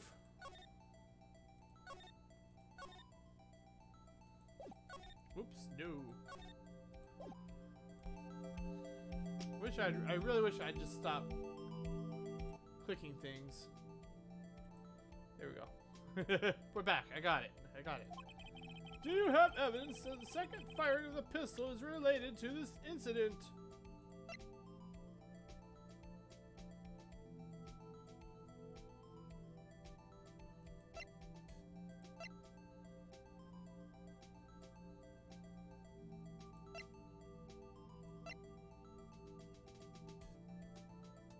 Hold up. That bullet looks a lot like this bullet here.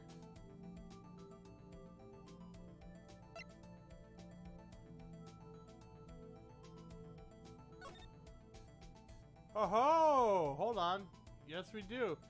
There's a bullet hole here in the glass. You guys see that? See my mouse? Yeah, that's the second shot right there. First, or maybe that's the first shot, and the second shot went into. Okay. Hold on, we got this. We got this shit. Look at this photograph. Look at this photograph. For real. This is the photograph of the scene of the crime 15 years ago. I can see that the victim lying there is Gregory Edgeworth.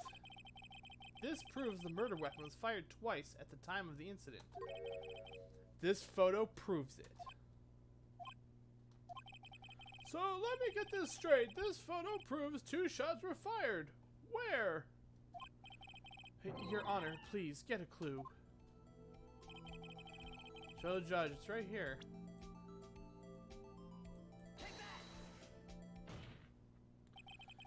As should be obvious, the contradiction is here. I see! A bullet hole in the door. Your Honor, Gregory Edgeworth was killed by a shot from the pistol. Yet there is also a bullet hole in the elevator door. We also know that the murder weapon was fired twice. Thus, someone other than Edgeworth fired that second shot. Order! Order! Mr. Wright, what are you driving at? I just told you what I'm You're stupid. It's simple, Your Honor. At the time of the incident, 2 shots were fired. One went into Gregory Edgeworth's heart. The other hit the elevator door. Remember that the defendant lost consciousness after the shot he fired rang out. In conclusion, we must agree that the second shot was fired by someone else. Mr. Wright, who could do that? but who could that someone else be? The murderer, of course. I knew I should have stepped in before your wild fantasies got out of hand. Mr. Wright, look once more at the DL6 incident case file. Look closely. Try the case summary page.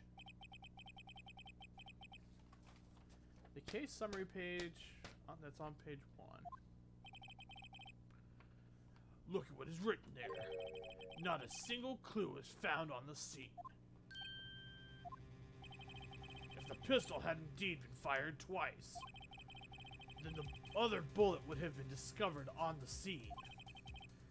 He does have a point. That second bullet has never been found. Why? Because the second bullet does not exist. The bullet that claimed Gregory Edgeworth's life was the one fired by his own son. That is the truth of this matter. The whole truth. Nothing but the truth. So help me God. Ow, I shouldn't have done that. It hurt. It was undoubtedly something else that made that bullet hole in the door. What? What else would make that hole? Come on now, shut up. Order! I will have order! Mr. Wright has proven one thing to us quite clearly, that the murder weapon was fired twice at the time of the incident. However, as Mr. Von Karma says, the second bullet fired was not found. It is highly unlikely that the police merely overlooked this second bullet. So all we have is the single bullet fired. I'm afraid I have to discount the defense's claim. I praise the judge for his wisdom in this matter. God, how did this happen? I don't believe that the second bullet didn't exist. Was I wrong? Have I been wrong about this whole incident? What are you doing, Nick? Why aren't you raising an objection? I'm sorry, Maya. What? It looks like I was wrong. Nick, if the second bullet wasn't there, then all my conjectures are for nothing. No, but you said you'd do it, Nick. You said you'd get Edgeworth declared innocent. I'm sorry. It's just when I saw the photograph, I thought that 2 shots had been fired. I was so certain of it. I thought I'd won. I thought there was another person, someone else who fired the killing shot. But now, I was wrong to think it could have been that simple. This case has stood unsolved for 15 years. Nick. Well, it seems that we have finally cleared up this incident. Only one bullet was found at the scene of the crime. That shot was fired by Mr. Edgeworth. Precisely. I would like to ask one thing of Miles Edgeworth before passing my verdict. Have you been paying attention to the trial so far? Yes, Your Honor. Do you have any objections? No. No, I do not. So you killed your own father, so you killed your father, though that was not your intention. Yes, I did. Oh no, he's accepted the guilt. Very well. The statute of limitations on the murder of Gregory Edgeworth runs out today. Therefore, I must pronounce a verdict on the defendant today, right here. Right now. Indeed. Does anyone have any objections? I've been here before. It's just like my first day in court. There's so many things I know I should be saying. But my mind's gone blank. I can't find the words. Mr. Wright.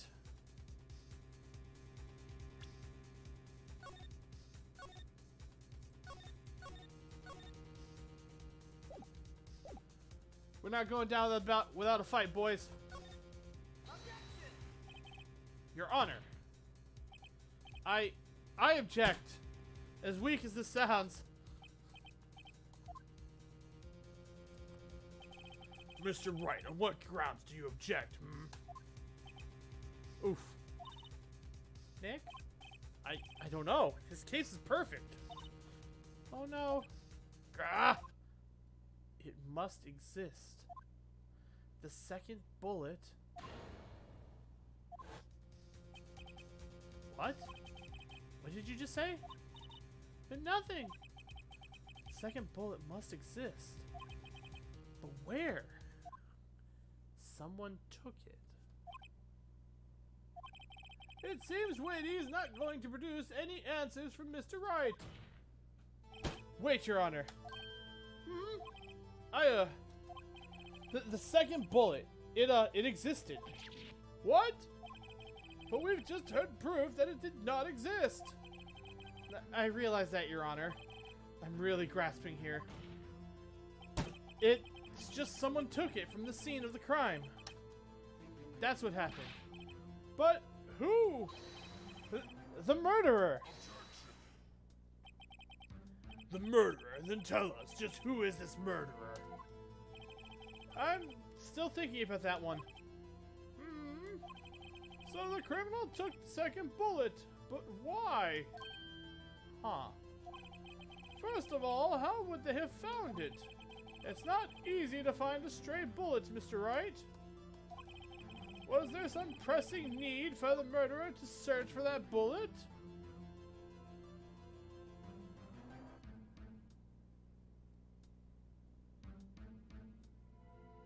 Hold on. I semi-remember this.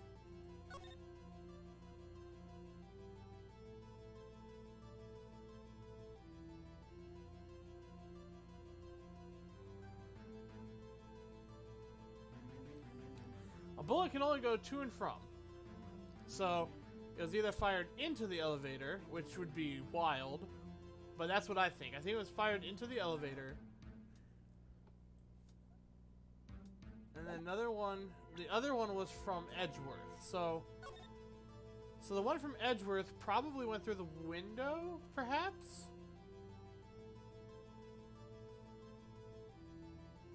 And maybe someone fired into the elevator.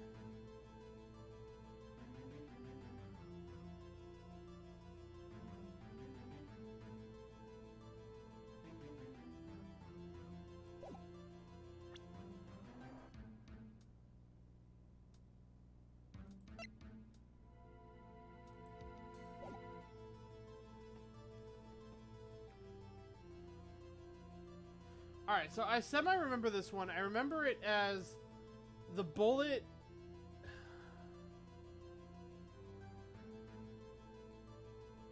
One of the bullets killed Edgeworth's dad. That's the one they're claiming is Edgeworth. They're saying that his bullet's the one that killed his dad.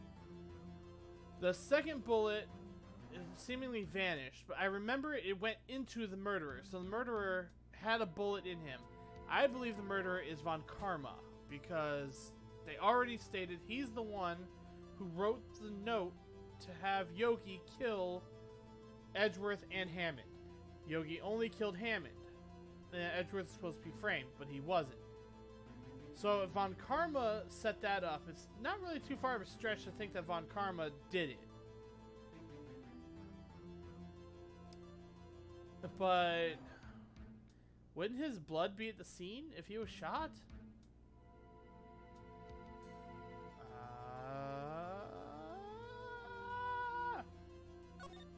I'm gonna go with that. Why would the murderer have spent the time to look for that stray bullet? I haven't got a clue. What's wrong, Mr. Wright? Bah, the murderer had no reason to take that bullet. You don't want to admit it, but it's true. He had to take it. Am I having psychic flashes? Had to take it. The murderer? What does that mean? You're thinking too normal. Think crazy. Don't think why the bullet was taken. Think why the bullet had to be taken. Mr. Pardon me. Mr. Wright! Yes, Your Honor. I have no idea what I'm doing. Well, the murderer had no intention of taking the bullet from the scene. But, the murderer had to take that bullet. Had to, Mr. Wright? What do you mean? Well, for instance, what? Maybe the bullet, hit the murderer. The bullet hit the murderer? Just saying, for instance. I mean, if it hit you, you would have to take it with you, wouldn't you?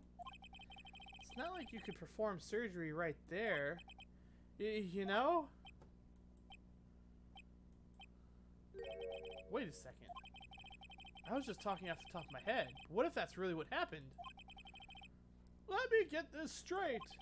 So at the time of the murderer himself was shot.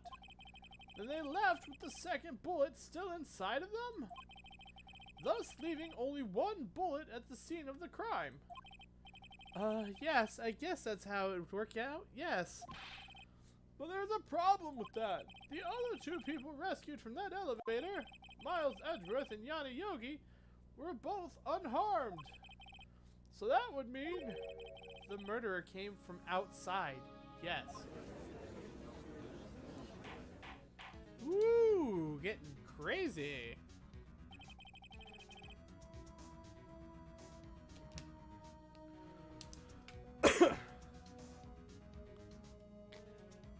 Alright, so catch this.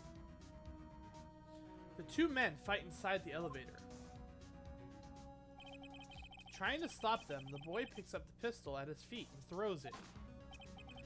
The pistol discharges and the bullet goes through the elevator door and hits the murderer outside. The boy loses consciousness. Then the murderer opens the elevator door and sees the men inside.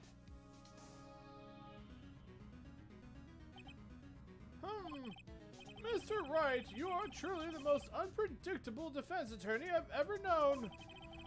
I can tell you're grasping, yet I cannot deny the possibility of what you say.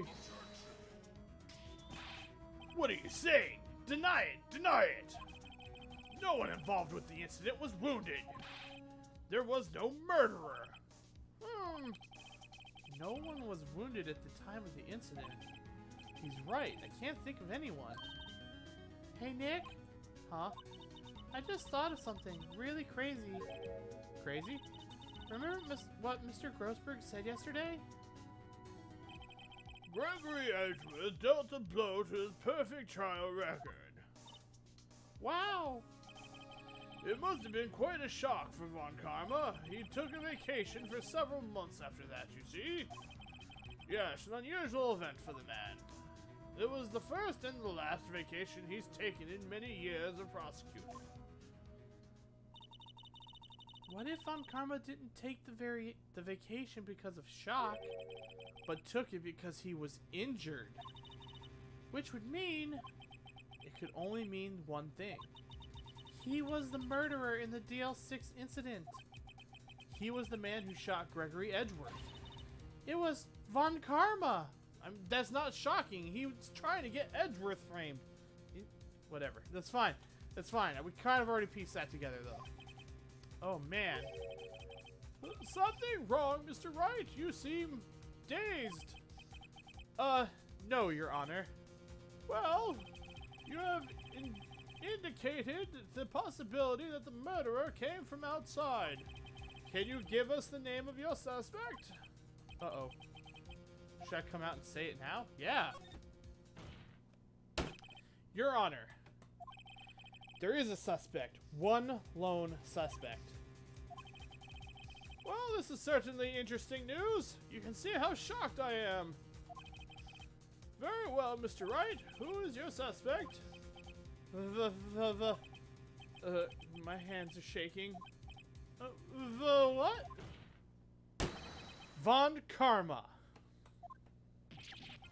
Von Karma?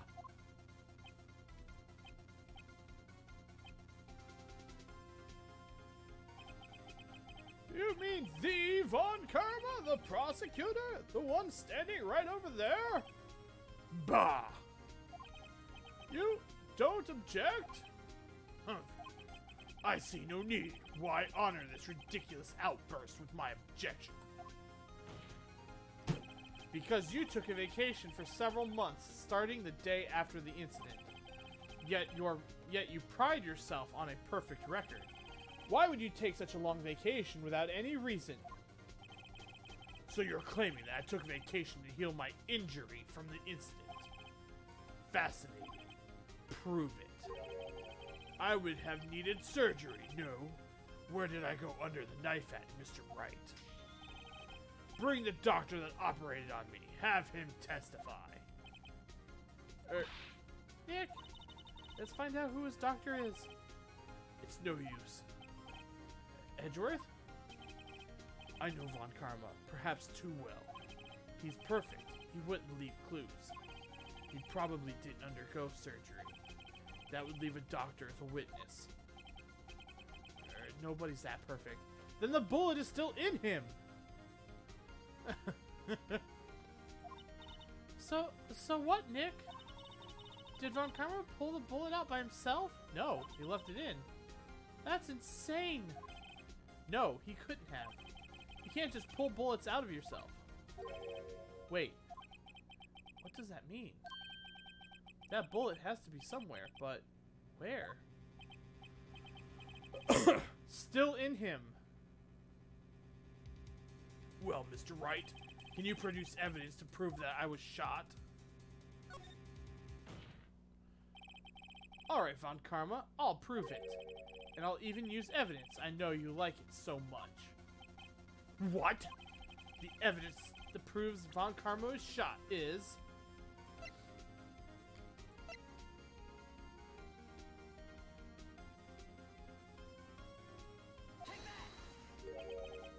What exactly is that? Sorry, Judge, if you would. Right, penalty!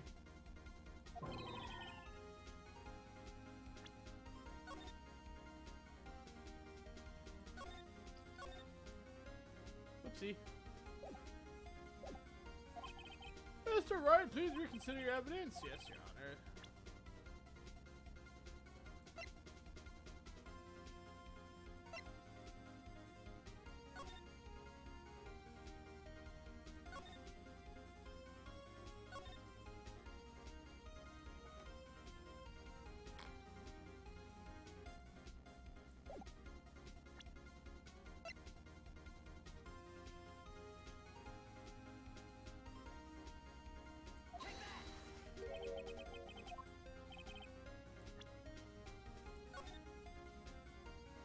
It's okay, I saved just in case.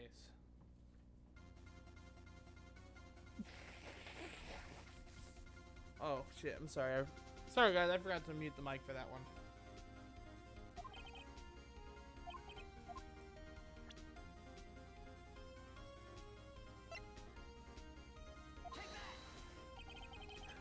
Von Karma is perfect. He wouldn't risk surgery, leaving an evidence trail. So then I ask, where is that bullet now? I think it unlikely that Von Karma performed surgery on himself. You don't mean... I do. There is the possibility that the bullet is still inside Von Karma.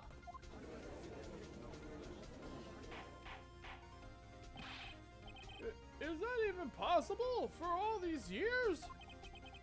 Well, there's one way to find out. We could use this metal detector. Well, Von Karma, I'm gonna run this over you and see what we find. Aha! I refuse. You refuse? But refusing this means you acknowledge that the bullet is still inside you.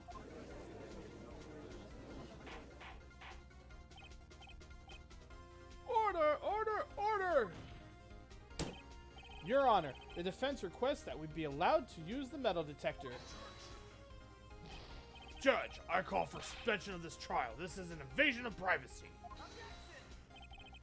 The statute of limitations ran out on this case today. It was you who said we had to end it right here, right now. Ow. Enough! I permit the use of the metal detector. Mr. Von Karma, you will submit yourself to testing. Nick, what does this mean? I don't know, but we have to give it a shot.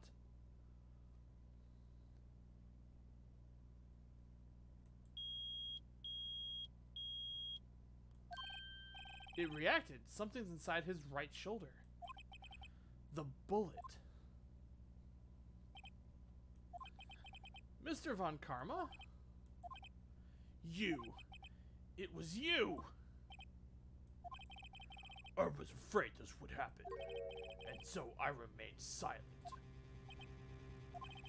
Indeed, there is a bullet in my shoulder. However, it has nothing to do with this incident. What? I was shot in the shoulder long before the DL6 incident. I claim that the bullet in my shoulder has no relation to DL6. I disagree. But, Mr. Von Karma, can you prove that? Prove? I have no obligation to prove anything. It is Mr. Wright who must prove something here, not I. Mr. Wright? Well, can you prove it? I don't know. Not without cutting him open and taking the fucking bullet out.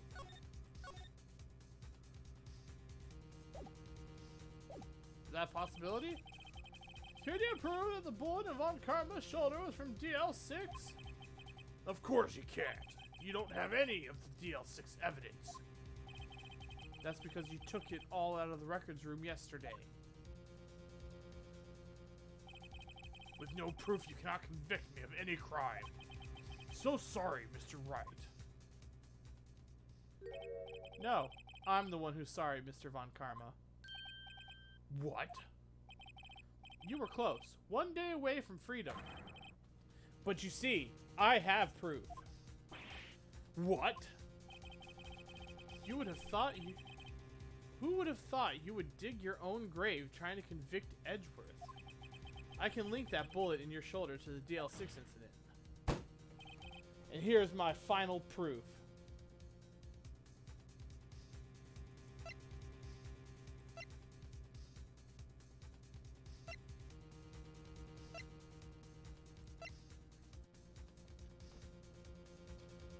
I want to say it's the gun.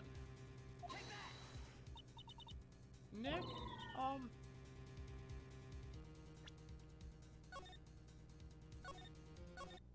it's not the gun.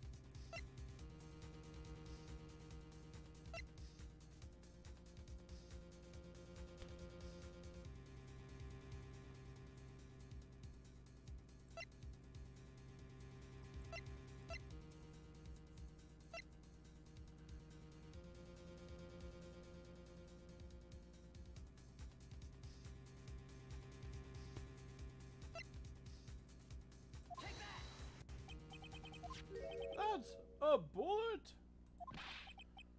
Where did you get that? This is the bullet used in the DL6 incident. This was taken from the heart of the victim, Mr. Gregory Edgeworth. The bullet is preserved quite nicely with all the ballistic markings intact. Ballistic markings?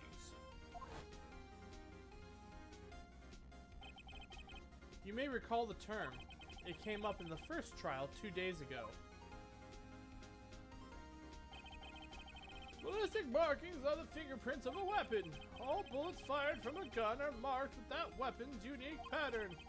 By examining the markings, you can tell which weapon fired the bullet. It's quite accurate. Oh, there it is.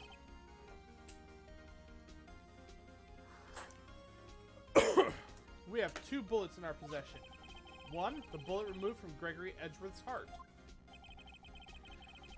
The other, Mr. Von Karma, is the bullet buried in your shoulder. We could analyze both bullets. Then if the markings matched, we would know that both bullets had been fired from the same gun. The very same pistol, in other words, the murder weapon that killed Gregory Edgeworth. Mr. Von Karma, you will let us remove the bullet from your shoulder. Whoops. Whoops. Whoops. There we go. Then we'll compare the ballistic markings to those on this bullet. And solve this case once and for all. Well, Mr. Von Karma. He's throwing a fit like a fucking child.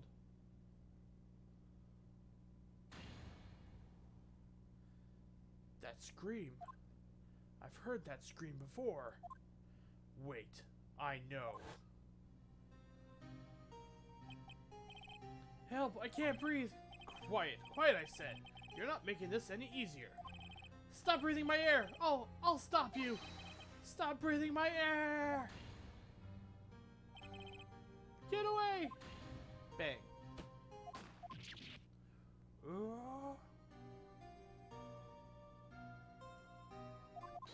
Von Karma, it was... Oh, god damn it. I remember that scream, it was you. That's what he said. Mr. Von Karma! Edgeworth! Only you would dare defy me! So it was you. You and your father are my curse. Your father shamed me with a penalty on my record. And you left a scar on my shoulder that would never fade. I'll bury you. I'll bury you with my bare hands. Death, death. 15 years earlier. Chief Prosecutor, I am sorry. Von Karma, it's not like you to make this kind of error. I never would have thought that Edgeworth would be the one to catch you. I was careless. I'm sorry, but you will have to be penalized. I've covered for you in the past, but not this time. Edgeworth! It was a shock like none I had ever known. Me, penalized. It took hours for me to regain my composure. Suddenly I found myself in the darkness. I was in the court records room. I must have wandered in there without thinking where I was going. The room was pitch black, the lights would have gone out. I went out into the hall and felt my way to the elevator. I pressed the button, but nothing happened. Then, there was a noise. I was in pain, a horrible, burning pain in my shoulder. Just then, the lights came back on. The elevator door opened before my eyes.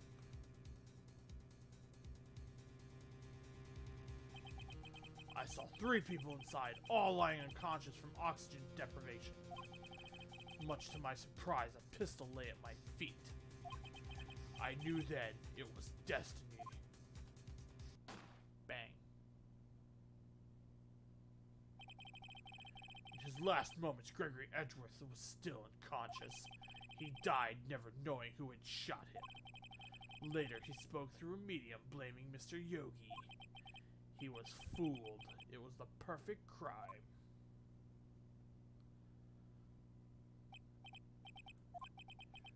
Who would have thought another man would have come to open that elevator door?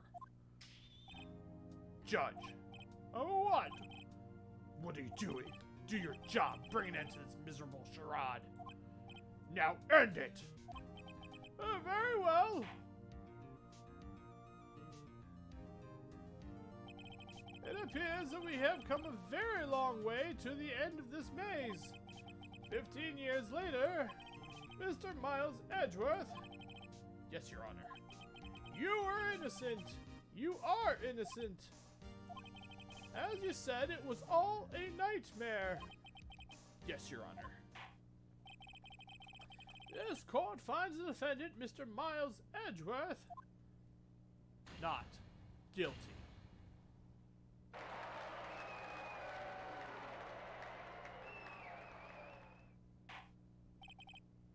That is all. This court is adjourned. December 28th, 5:38 p.m. District Court, Defendant Lobby Number 2. Nick, we did it! Did you see his face? Von Karma looked even paler than usual. He's pretending to be all cool, but inside you crushed him, Nick. Crushed. I gotta say, I'm impressed. It was pretty close, though. I was sure we'd had it. I know. I was on the verge of tears the whole time myself.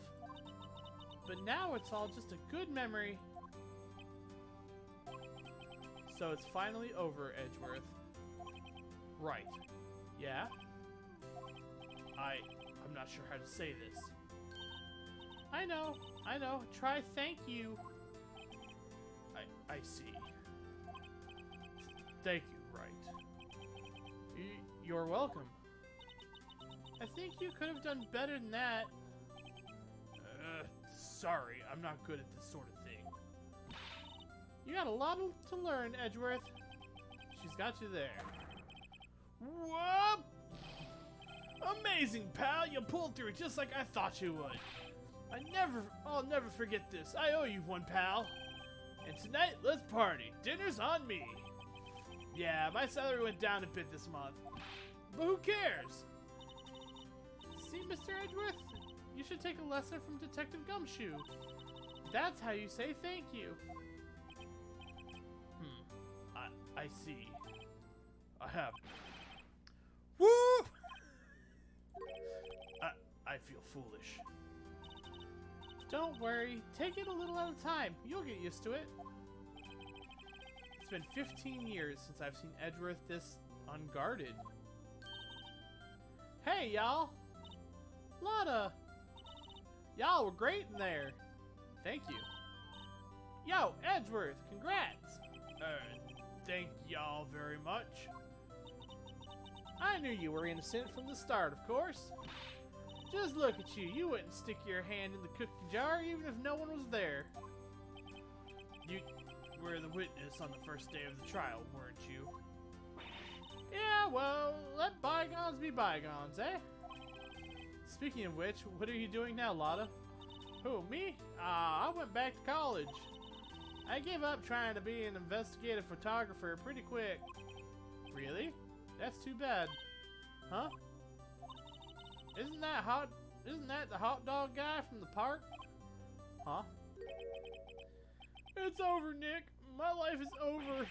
Why the sad face, Larry? What happened now? Oh, Nick, I'm not long for this world. You don't look sick? It's Keontae, man. She's gonna live in Paris. Paris, Nick. She's leaving me behind. Should have seen that coming. Yo, Edgy, there you are. Yes, here I am. Congrats, Edgy. Here, a little gift from me in celebration. Celebration? That's unusual for you. Airy Butts, you came along too. You come along too. Tonight too. My treat, pal. Huh? Thanks. Looking forward to it. Yo, Nick. That's the suit that questioned me. When he says treat, that's not police talk for prison food, right? Right? I think you'll be fine, Larry. Right. Yeah? What's up? That envelope that Larry gave me. It's got money in it. Well, yeah. That's not that strange. People give money away to celebrate sometimes. It's $38, right? Huh? What a weird amount. I mean, it's not a little, but it's not a lot either. $38 exactly. Nick! Wasn't that the exact amount of lunch money that was stolen from Mr. Edgeworth in school? $38. No. No, Larry, it was you? What are you so surprised about, Wright? Huh? Larry was absent. Larry was absent that day from school, right? That doesn't automatically rule him out as a suspect. What? Think back to that day, 15 years ago. Larry took the day off, but he was bored, so he came into school anyway. Then he saw the money lying there, and the rest is history. I was never good at history. Edgeworth, you didn't know, did you? I suspected. I just couldn't picture Larry protecting you like he did that day. Everyone else was saying you did it. The whole class was against you, remember? Yeah, too well. Right. You may not know this, but we used to have a saying back in school. When something smells, it's usually the buds. I know. Really, Wright, I'm surprised you didn't figure it out. Well, this is an unexpected turn of events, eh? Edgeworth. You should have told me. Now, Nick, it was 15 years ago. Don't you think that statute of limitations has run out, Mr. Edgeworth? I'd say so, yes. There you have it. Ugh. What does that leave me? I became a defense attorney because of what you two did. Well, you have always been something of an insufferable emotionalist. Yeah, and you get worked up too easily, too. That's what he meant.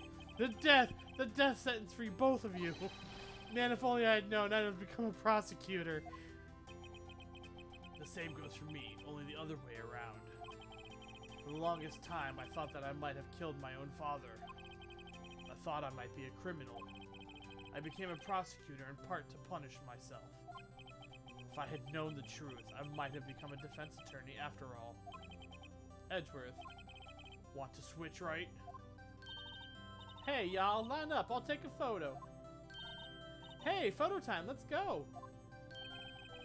After all that, dinner on me. Detective Gumshoe took us out on the town that night.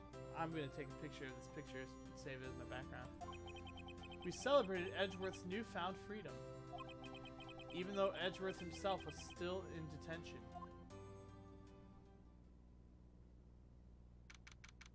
Aw, it's not going to show the picture? December 29th, 5:02 a.m., Wright & Co. Law Offices. Whoa. I went a little overboard yesterday. My head hurts. Huh? Still only 5? Maybe I should go back to sleep. What's this? A letter? Good morning, Nick. You were really impressive yesterday. Seeing you, it made me think about what I'm doing here. I'm a spirit medium, in training, of course. I wanted to help Mr. Edgeworth, too. I wanted to help you, but I couldn't. I was useless. So I've decided to go back to my training. I'll become a full-fledged spirit medium for starters. I couldn't say it to your face, so I left this letter. Goodbye, Nick. Aww. When's she gonna get a grip? She's not useless. Goodbye? What time is it? God, the first trains for the mountains have already left to the station.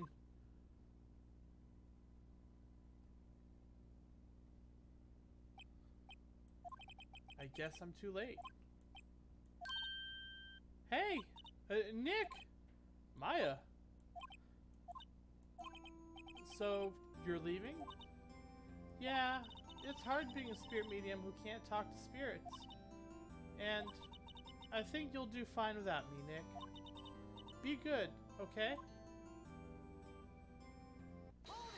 Hold it! Just yell at people. Hold it! Oh, wait. What? I never could have saved Edgeworth without your help. Huh?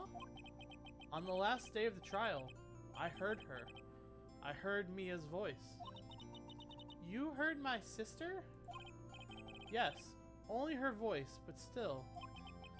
It was at the very end when I thought we'd lost everything.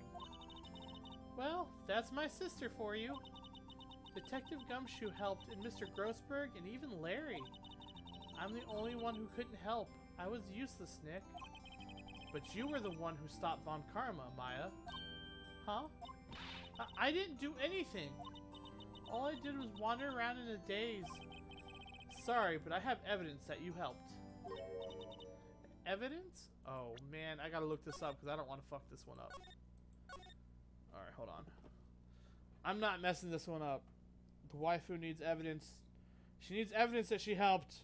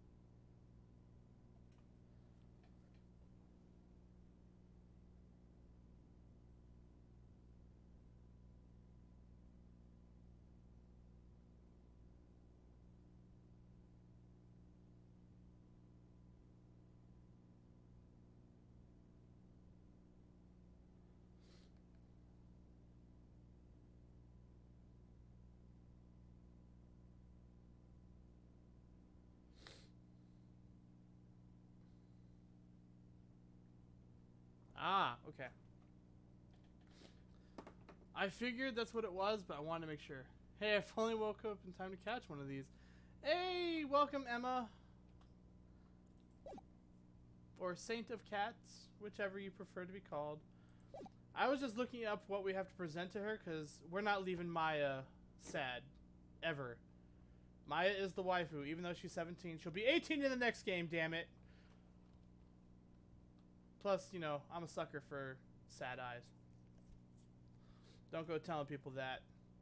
The evil Lord Jelly has to remain evil. Don't go telling people he's got the soft spots for sad eyes. Is nya jailbait. Like I said, in the next game she's 18. So shut up. Show Maya some evidence to cheer her up. Yes. The bullet, because you took a taser for us to grab the bullet. A bullet? Von Karma was convinced he had taken all the evidence pertaining to DL6. But you were the one who rescued the last piece of evidence we needed. This was the bullet that put an end to Von Karma. And you were the one who gave it to me. Nick. Thanks, Maya. I couldn't have done it without you. I'll be back soon. Huh? I'm going to complete my training and come back. Aw. Okay, I'll be waiting. Of course you will. You can't run that office by yourself. You're hopeless. Thanks, Maya. Really. I don't know about that. That's an annoying sound. So, this is it. I'll see you soon, Maya.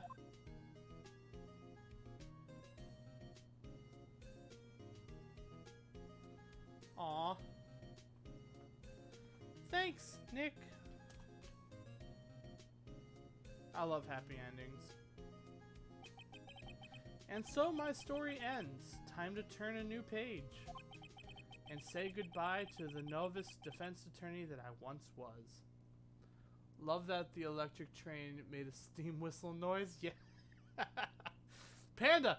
Panda, where were you? I got tased! Where was my army? You all just watched me get tased. Now a new story begins. With the same old crazy cast of characters.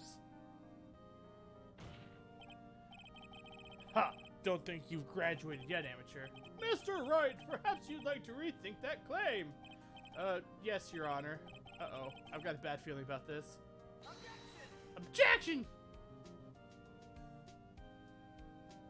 Is that the end of the first game? Holy shit. We were taking over more land? But I am your first priority! Hey, Pat and Mr. Oh, talk about a pleasant surprise. Whoop, Detective Gumshoe! Then he hung his head low and went right back outside. Kind of like he was embarrassed or something. Strange, huh?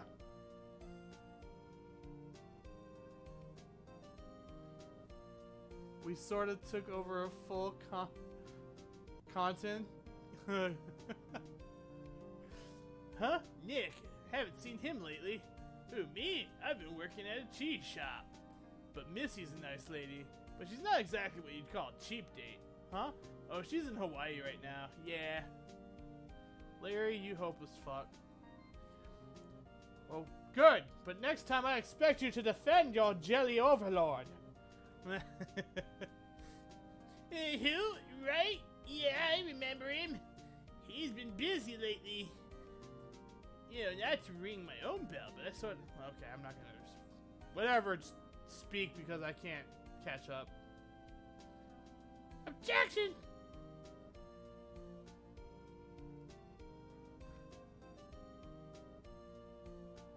Phoenix Wright? Ah, the defense attorney for whom I wrote that affidavit for, yes. Oh, you should know I've taken over management of the Gatewater Hotel recently. Should you be in the area, please stop by. I mean, good for you, man. I think the next game you deal with Von Karma's daughter. Yeah, I remember something like that. I have no idea what voice I'm gonna give her. Oh, it's you. Phoenix, right? Ah, yes, Mia's understudy, was he not? I wonder how he's doing. Haven't seen him of late.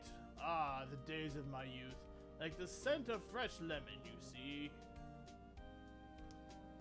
Yeah, I have no idea what voice I'm gonna give Von Karma's daughter. God. At least it won't be a deep fucking voice like his. Jeez, his voice ripped me apart. Oh. Oh. I'm not buying it. You can't be a star with a name like Phoenix. Okay, and she's just gonna ramble because that's what she does.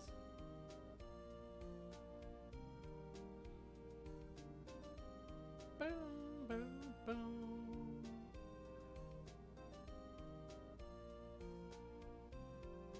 I'm pleased to announce the Pink Princess is a hit. I'm sure Mr. Wright would be... Oh, and I'm keeping my face out of the public eye till the show's over. I wouldn't want to ruin any kid's dreams, you know? Calm down, Will. You're fine. I don't remember half the voices I gave these people. I just kind of did it on the fly. So that was finishing Phoenix Wright. We had an extra 2.5 hours of that case. Oh, I got my letter. Okay, it sounds like she kind of called standing under a waterfall. I wanted to visit, but I didn't have time. So I sent her some Pink Princess charity cards. She said she can't buy them where she's kind of in the place of living.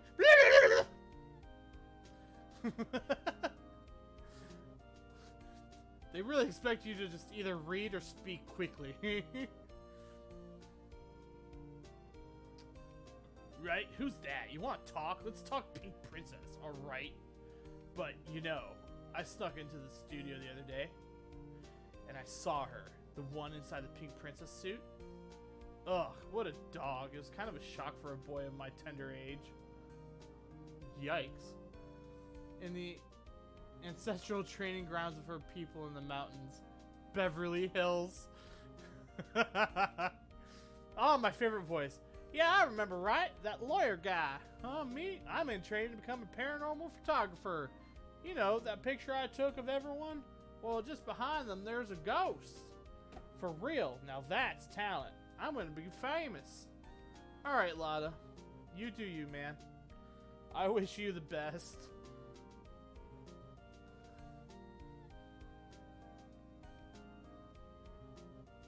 Oh! Print! Yeah! That is my new background. I love you, Mia. I'm sorry you died. It's okay, we put that asshole away. Hold it! What the fuck is this? Oh, hold on, what is this? No, there was four, now there's 5? What the fuck's going on? I don't... Alright, well, we're gonna find out, I guess. Rise from the ashes? Hold on, I'm turning a fan on because it's hot in here.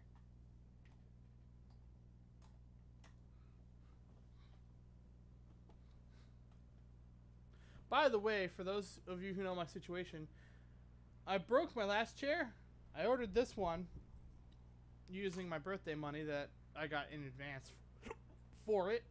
And I had to build it by hand, so I did. It's actually pretty comfy, not gonna lie. So, I guess we have another case here.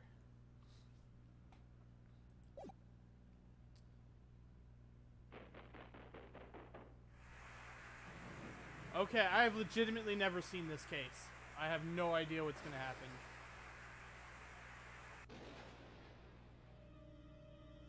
Oh shit, a knife! Uh-oh. Ah!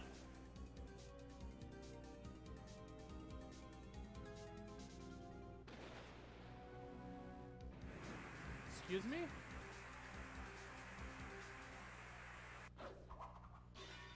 Oh.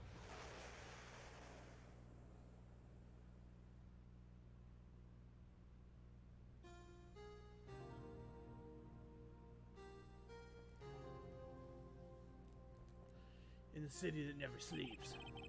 It's been 2 months since Maya left the office. 2 months without a single trial. Is she the only one that finds the trials? Come on, Phoenix.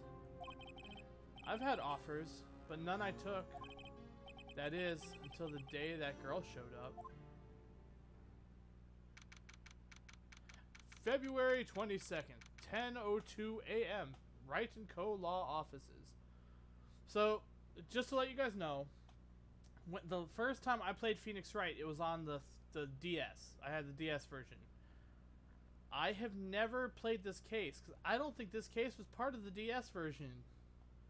Is this the extra case they added to the first game? Yes. Yes, it is. When I first played this game, this was not a thing. They did not have this case. So I am in completely new territory.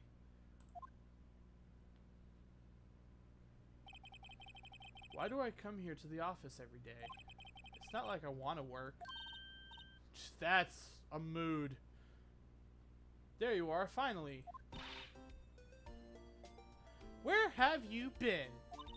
My sister's trial is tomorrow. Who are you? Doesn't matter who I am, it only matters who you are. The famous defense attorney, Mia Fey. Oh, you're not Mia Fey, are you? I'm sorry, but Miss Mia Fey no longer, works here. Oh yeah, I remember this one. Not Maya. You're not wrong. So you are the coffee boy? I'm Phoenix Wright, a defense attorney. Right, right. Wait, you're the Phoenix Wright? The Phoenix Wright from the Edgeworth murder case? Yes, that's correct. It wasn't Edgeworth who was murdered, though. That's a relief, then. You're better than nobody. I'm sorry. I'm afraid I'm not taking cases right now. But you are Phoenix Wright, right? The undefeated defense attorney. Look, I'm not accepting any new cases. I'm sorry, but you'll have to try elsewhere. Didn't he just complain that he's got no cases? Please, I'm out of time. But, please, you have to help. It's my sister. Alright, Maya, not Maya. Man, Saint of Cats called that one. Oh, don't show me that picture. That's a sad picture. I don't like that. Stop it! Okay, I'll hear you out. Really? Thank you so much. My name's Emma. Emma Sky. I'm a scientific investigator. Scientific investigator? Let's see what we're working with here. She's got those cool shades, so you know she's cool and hip. She's got a bow tie. Or a ribbon? Okay, sure. I guess to signify she's a girl. She's got badges? A surprise face, and then two, like... Okay. She's got an ID, clearly, and then she's got what looks like a schoolgirl uniform. So, you're not really a scientific one, are ya? You're still a student, I'm guessing. Alright, Emma, let's talk to you. Emma, was it? So you're a scientific investigator? Yes, that's right. Is something wrong? No, it's just you seem kind of jumpy, or maybe just young. Young? I'll be 16 years old. I'll be 16 years old this year. Yeah, that's still young. Oh, I see. Wait, only 16? I'm set to be formally assigned to forensics in 3 more years. My work is becoming quite well known, at my age, no less. So exactly what is your current position then? Well, legally speaking, I guess you'd call me an 11th grader.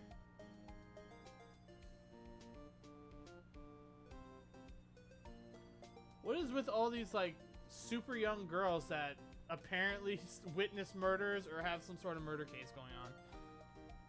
Is it because women are crazy? Maybe. What's a woman, though? But I'm ready to do my job. At my age, no less. Great, another future professional in training. Yeah, Phoenix, you seem to really draw them in. The case. So what's this about a case? You said the trial's tomorrow. My sister didn't do it. She wouldn't stab someone with a knife. She wouldn't. So it's a murder case. I don't care if there's a witness who saw her do it. She didn't do it. I know she didn't do it. It's a scientific fact. Alright, well, hand me all the evidence you have and we'll see if that's a fact. And there's a witness. Just talk to her. You have to talk to her. Right. I suppose I will. I promised her I'd bring Mia Fey, but... That's interesting. How would she know Mia? So you want to be a scientific investigator when you grow up, then? Excuse me? I'm not a child, I'll have you know.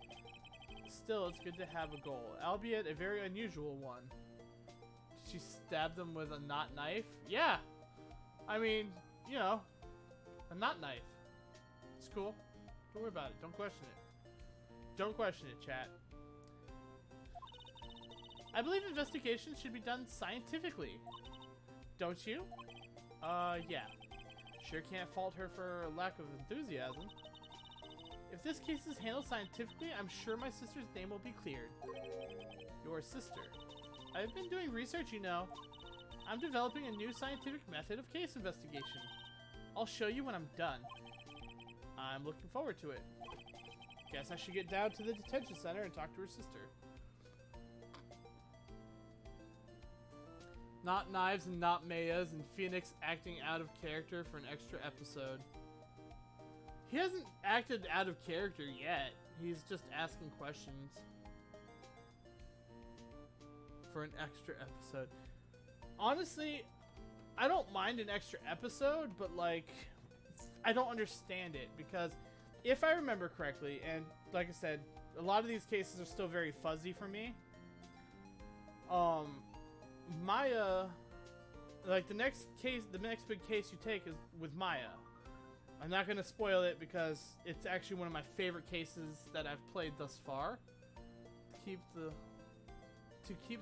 more like I haven't taken cases in 2 months thing to keep the timeline in the other games. Yeah, I can see that. But like the next case is my favorite case out of all the ones I've played. And I will admit I've gotten maybe halfway through the second game. So when we get to the second half of the second game and the third game, I'm all new territory. I've not played any of those. But yeah, I mean, she looks familiar. I believe I've seen this character from a playthrough of Apollo Justice, which I watched like one case for, and then I stopped watching because the YouTuber that was doing it just stopped playing it. But she looks familiar. I feel like I've seen her in that. By the way, I really hope Apollo Justice gets remastered because I would love to play through that too. So anyway, that's our relation to Mia. My sister asked for Mia specifically. This Mia Fey person was a few years below her in school, so they went to the same school, huh? She always told me to go to Mia if I ever needed a defense attorney. And, well, I need one. Incidentally, Mia is a woman. Now that you mention it, I guess it is more of a woman's name than a man's. Well, it's nice of you to help your sister out like this. You must be close. Well, actually, when she gets like she is now, I kind of hate her. Huh? But she's my only family. Your only family? What about your parents? They died in a car accident when I was little. What's with all these girls with no parents? This is a terrible area, huh? Oh, I'm sorry. Okay, well. Alright, not Maya. Let's go to detention center, I guess. I wonder what's wrong with Emma. She got quiet all of a sudden as soon as we arrived. Guard, I thought I told you I didn't want visitors. Sorry, ma'am. It's just your sister. No excuses. Or did you not want to raise this here? Understood, ma'am. What was all this about?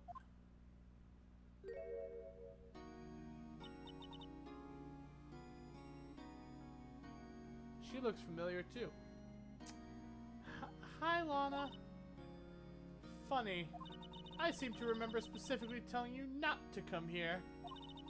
Perhaps my memory is failing. Look. I didn't want to come here either, okay? But your trial's tomorrow and you still don't have a defense attorney. I'll be the one in court tomorrow. This has nothing to do with you, Emma. Wow, what a bitch. Isn't that right, Mr. Wright? Hey, how do you know me? Mia mentioned you. I've heard quite a bit. I'm sorry? What exactly is it that you do? My name is Lana, Lana Sky. I'm chief prosecutor for this district. You're a prosecutor? Oh shit. I did not know that. 2 sisters, 1 lawyer. Could this be a coincidence? And the name of a very bad porno? Probably. Emma, Lana, I mean, they're just like... They're just like not Maya and not Mia. Is something wrong, Mr. Wright?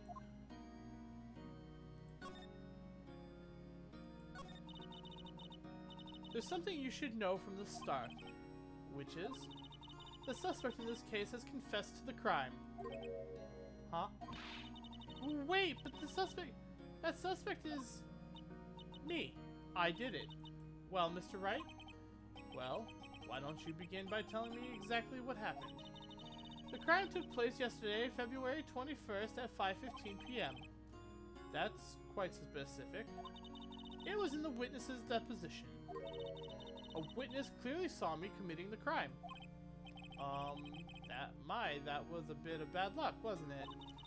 The crime took place in the underground parking lot at the prosecutor's office.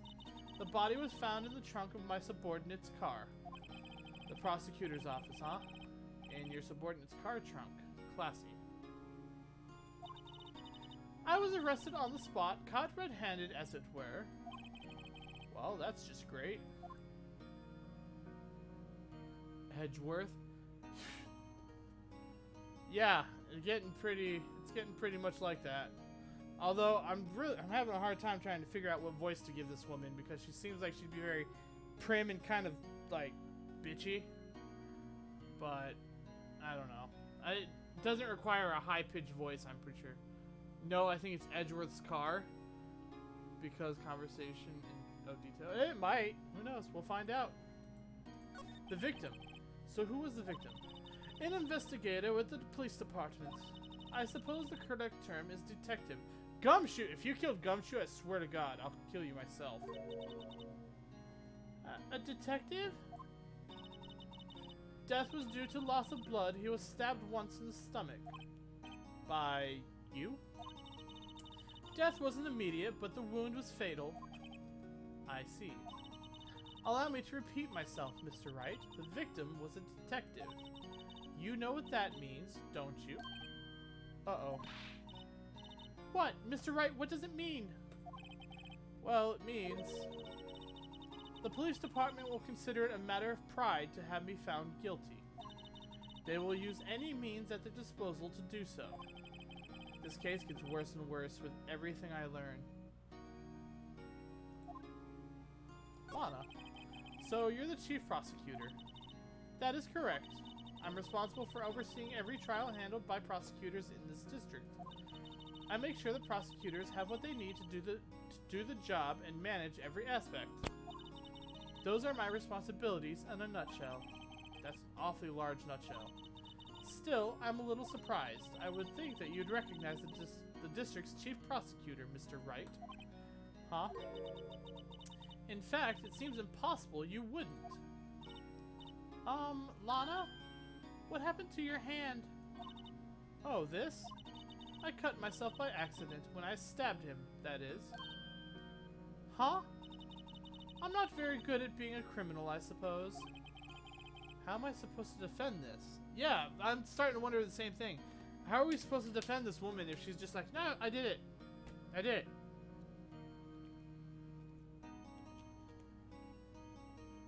I mean, we saved Edgeworth when he did the same thing, but like, we had proof to go against what he was claiming. Get her to admit that she didn't. Yeah, no, I get that, but like, this is gonna be an interesting case time to change the subject. Wait, she was in the class ahead of Mia, wasn't she? You were in school with Mia, correct? A few years above her? Emma told you that too, did she? Oh, well, why not? I did drag him all the way here from his office. Although it seems he has very little in common with Mia. Hey, I was in law school. I was in my 3rd year and she was auditing the class. She was different than the other students. Different? She was strong. She'd do anything to become a defense attorney. Anything. That was probably why she was attracted to me. Excuse me? Intellectually attracted. Lana was top of her class in school. I was the best there was. Oh. I'm doing pretty good in school too, by the way. It sounds a bit different when Emma says it. Well, Mr. Wright? Excuse me? As you can plainly see, I am admitting my guilt. I think it's safe to say there's no way you can take this case. None. But, Lana, whatever. Why? Why are you doing this to me? You never think of anyone but yourself. I know you didn't do it, Lana. I know. So, how can you say you did? If I lose you, I'll be all alone. I hate you, Lana. Ooh.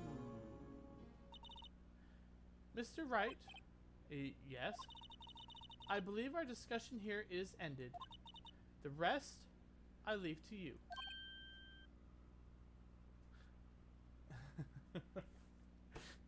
Man, you could just say, alright, I'll take you, I guess. I mean, that's basically what you're doing. You mean you're requesting my services as your defense?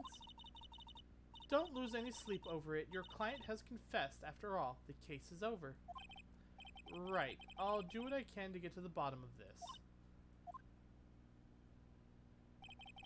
Lana has confessed to the crime, yes. But something doesn't fit. It's that look in Emma's eyes. There's something else going on here, and I'm going to find out what. I'm sorry, Mr. Wright. Huh? About what? My sister. She's not always like that, you know. I just never expected to be defending another prosecutor again. She's changed a lot. She used to be so gentle, always smiling. Everybody liked her. I see. Sorry, but I'm having trouble imagining that. What happened to her? I don't know for certain myself. I think maybe she... well, maybe not. Sounds like there's something there that defies a simple scientific explanation. Let's go check out this underground parking at the prosecutor's office, shall we? Okay. Alright. February 22nd. Prosecutor's office, underground parking lot. So this is the lot where it all happened. Looks like they're still investigating. Funny that my first visit to the prosecutor's office should be like this. Hey everyone, keep up the good work! Hey, what are you thinking? Well, they're going to be my coworkers 3 years from now, after all. No harm in saying hello. Actually, there is. You know attorneys aren't supposed to examine crime scenes. I'm trying not to stand out too much here, see? Hey there! You're expecting to go unnoticed here, partner. Partner? Oh, hey! It's Cowboy McHigh Noon. Do I have a cowboy hat? God damn it.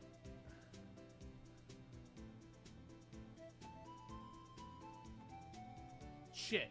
I don't have a cowboy hat. Damn. Oh well. I'll adjust my tie instead. Fuck your hat. I got a tie.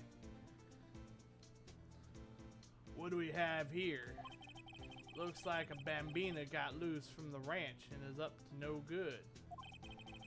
Folks gotta learn to keep them doggies tied down, partner. Mr. Marshall. Oh, look at Edgelord shaving with his knife. Suddenly I want to hit you. Alright. Marshall looks more like a sheriff to me. Looky here, Bambina. I know how you feel. But this is my gang's gold strike, see? Strike? This is our claim, our territory, when a mother lode of evidence. If you're fixing to mess with what's ours, you'll regret it, partner. You know what dreams the cacti out? You know what dreams the cacti out in the desert dream? You want to? What's this guy talking about? You headlong home now. Happy trails, Bambina. Fucking music is killing me. Was that a hombre, a friend of yours? Kind of. Sort of. Yeah, he's a detective. Who thinks he's a sheriff from the Wild West, it seems. Gee, I wonder what the super obvious black thing is. Looks like a wallet. What's this, a wallet? Okay, cool. I called that. Excuse me, officer. Wait! What are you doing, Mr. Wright? What am I doing? I just found this wallet, so I'm handing it over to the police. I don't believe it. This is real basic. Anything at a crime scene is evidence. Let's be scientific about this, please. Just put it in your pocket. How is that scientific? Sounds like theft to me. A foldable wallet found at the crime scene. There seems to be something inside. I'm called to duty already at my tender age. Here, I'll teach you the trick to examining evidence in detail, okay? By the way, her eyes are sparkling. I can tell she's been waiting for this. Okay. Now, look at the court record.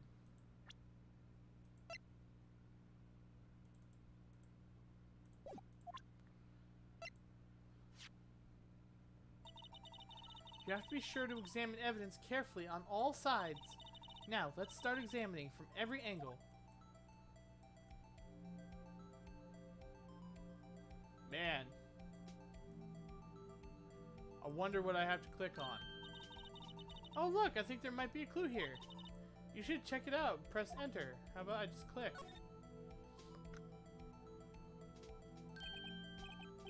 This is an ID card. Sergeant Bruce Goodman. ID number that. See? Well, isn't scientific investigation useful? I guess, though I don't see what science has to do with it. Okay. Let's be sure to examine every piece of evidence we find. I guess I've got to be on my toes from now on.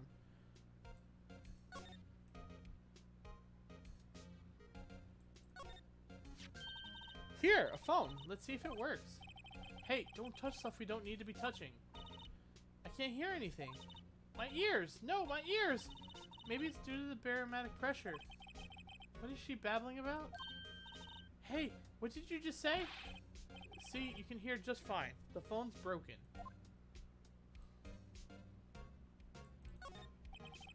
An oil drum looks like it's filled with water. It's heavy. I can't even budge it. Alright, can we get rid of this wannabe Maya? Like, she is so much more annoying. The drum over here is on its side. Wait, I know. I'll hide in here and do a stakeout. I think you'll probably just get arrested. In fact, you may not even have to hide in the drum to get arrested. What? I'm not suspicious. Yes you are.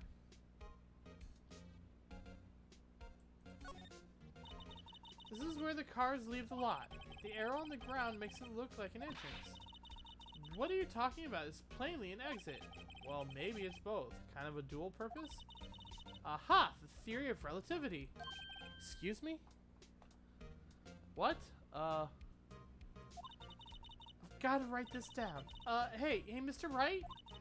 Maybe, you know, was Mr. Relativity German? Or was he British? Mr. Relativity? Are you sure that was his name?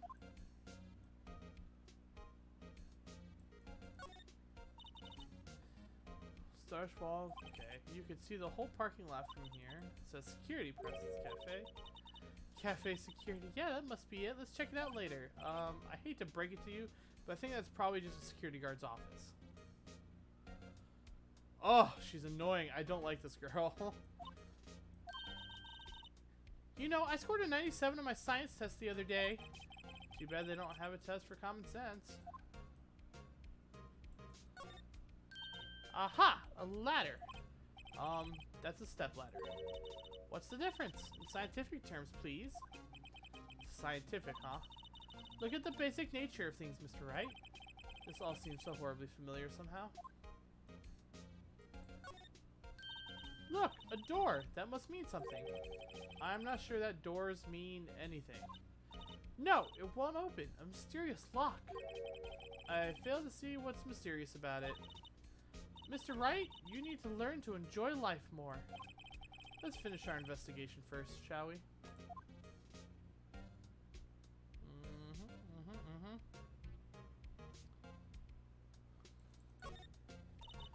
This wall's in our way. It's got a faucet for water. Wait, I know. This wall is merely a facade hiding the truth. This is no wall, but a water tank. I fail to see how it makes any difference either way. Okay, I don't see anything here. Oh, there's a slide option. Hey. There we go. I'm looking at dumb shit. Cool. Well, no time to waste. Let's get hunting for clues. I wonder what this is. Well, partner, looks like you got no intention of going home quietly. Hey, edgelord. The sheriff. Like I said before, this here's our claim. You'd best be moseying along, unless you're fixing to bite the bullets. Gah, scary. No, it's not. But could you just tell us one thing? Who owns that car? Well, the little filly's got a good nose on her. You want to know who rides that red Mustang with the body in her saddle, eh? Please. No problem, partner. About time for vittles anyway. Get yourself to the saloon up on the 12th floor of the prospector's office. Might just find you a converser, or a cerveza you like. Prospector's office? Where does this guy think he is? And when, for that matter? Note to self, look up Vittles, Saloon, Cerveza. Maybe we should check out room 1202, the High Prosecutor's office. In any case, stay away from the car. You can look around here all you like, just keep your paws off our claim. Right, great. Great, maybe there are some clues around here, Mr. Wright. Let's check it out. Excuse me, were you two all set? Us? Oh. What's this? She couldn't be. You're selling lunches? Here? This is a crime scene. Hello, half and half, was it? Oh, thanks? And you, sir? Yes? Some crunchy goodness coming at you. Thanks. Interesting way of doing business.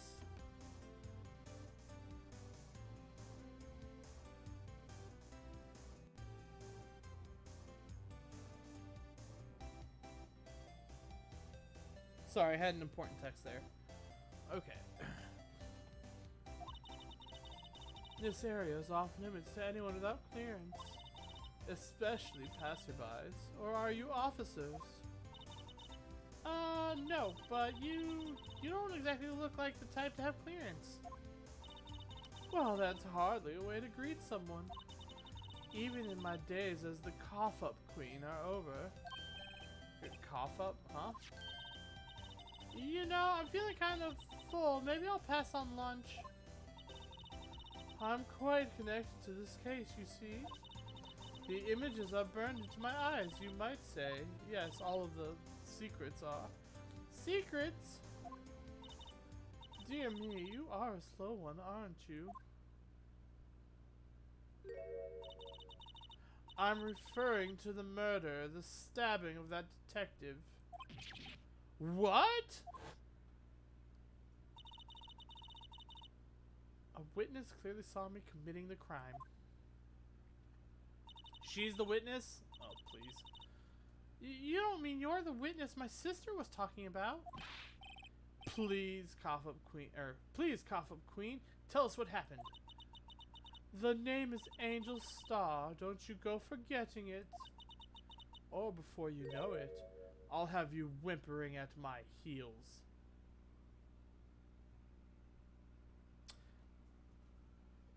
Hey, Saint of Cats, I think we know your next picture.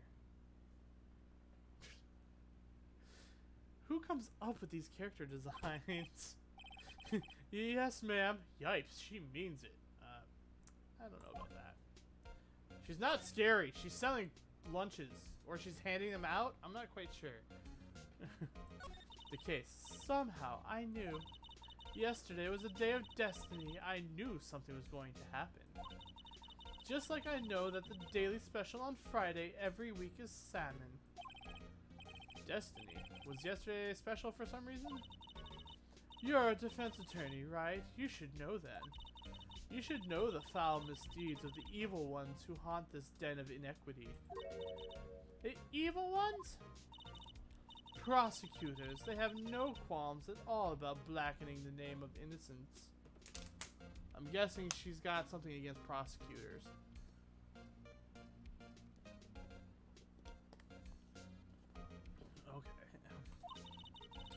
And yesterday they paid homage to the most evil one of all. They gave an award for the king of prosecutors. What a farce. So she's saying there's some sort of prosecutors convention yesterday? I was almost compelled to lace their lunches with something foul. Do you have a personal grievance against prosecutors or something? No shit. Or is there some kind of scientific evidence of this, evil? Young miss, mock me at your own risk. You'll soon find out why they call me the cough-up queen. Ew! The most heinous of all the evil ones, the one they awarded yesterday. It was in his car they found the body. Proof that he devours the evilest of lunches. Really? Really what? I'm totally confused. Yeah, I'm getting there myself, Phoenix.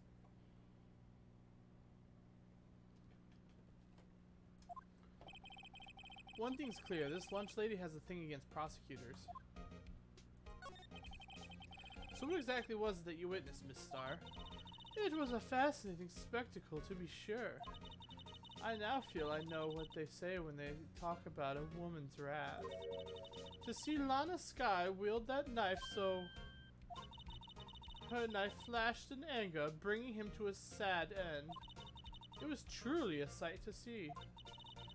You mean you saw the very moment of the crime? The sound of his silvery ties to this world being cruelly cut still rings in my ears. And the rhythmic beat of Lana Skye's knife.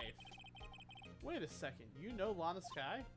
Of course, it's quite a feat becoming chief prosecutor. How many lunchboxes of sin did she pack to make that journey, I wonder? You're a fucking freak. Everything's lunchboxes with her.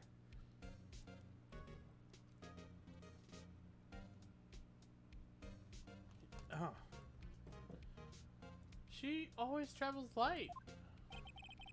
Now why would this pretty lunch lady know the chief prosecutor's name? Could we ask you a bit about yourself, Miss Starr? I come here every day to sell lunches. I import only the freshest and best from the Far East. For some reason, the box lunches are a hit here. Why not make the lunches here rather than import them? Did you say something? No. Only true connoisseurs can understand. The The kind you can only tell someone who has tried General Sal's Trilogy lunch set. Never mind. You win. I don't even want to appreciate part of the Trilobyte's flavor.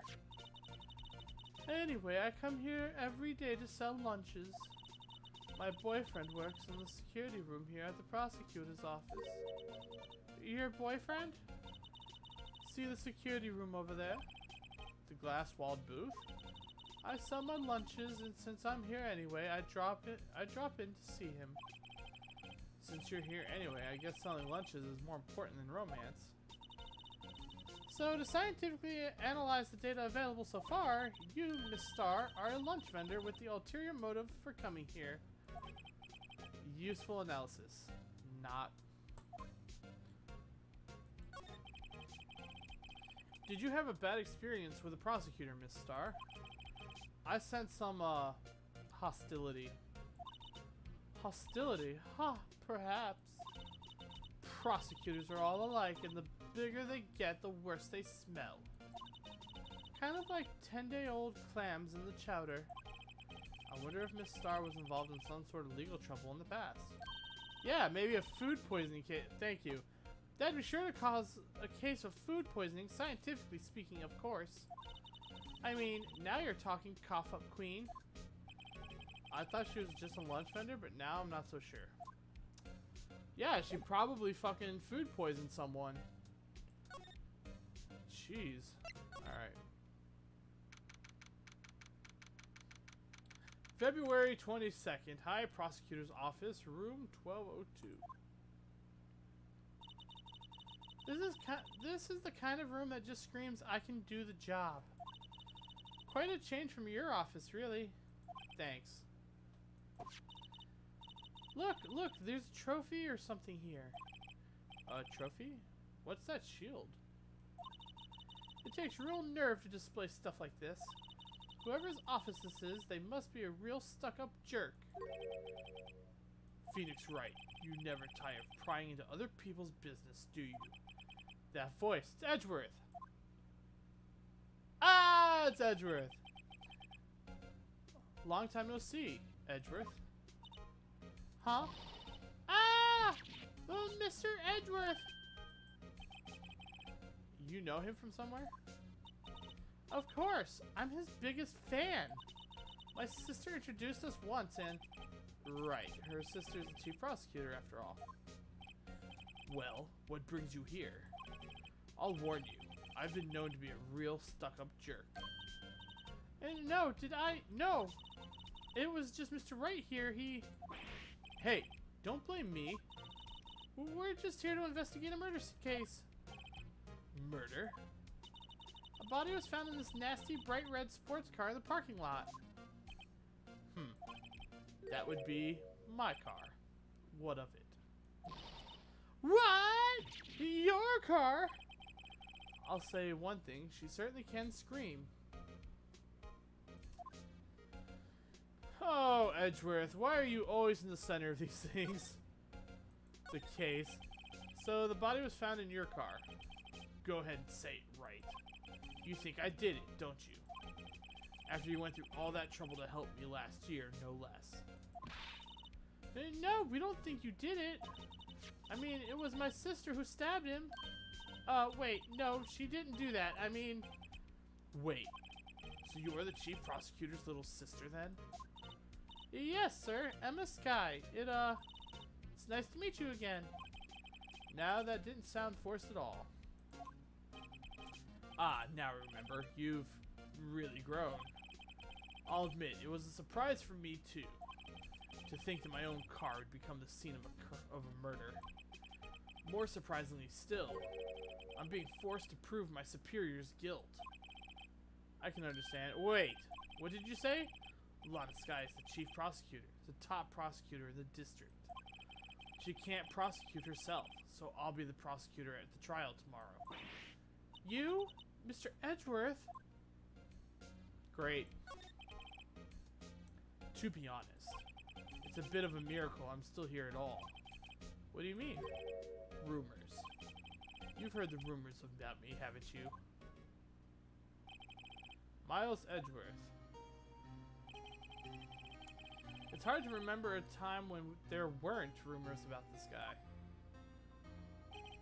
Forging evidence, arranging false testimony, illegal searches, you name it. Thanks to you, my innocence was established in the trial at the end of last year. However, there are some who say I'm the one responsible for the current incident. What? That's crazy. Some people need very little excuse to think ill of others. It's a fact of life, impossible to stop. That's true. But some of them even go so far as to present me with toys like this. They think it's funny. Toys? That bronze shield? There's gotta be a story behind that one.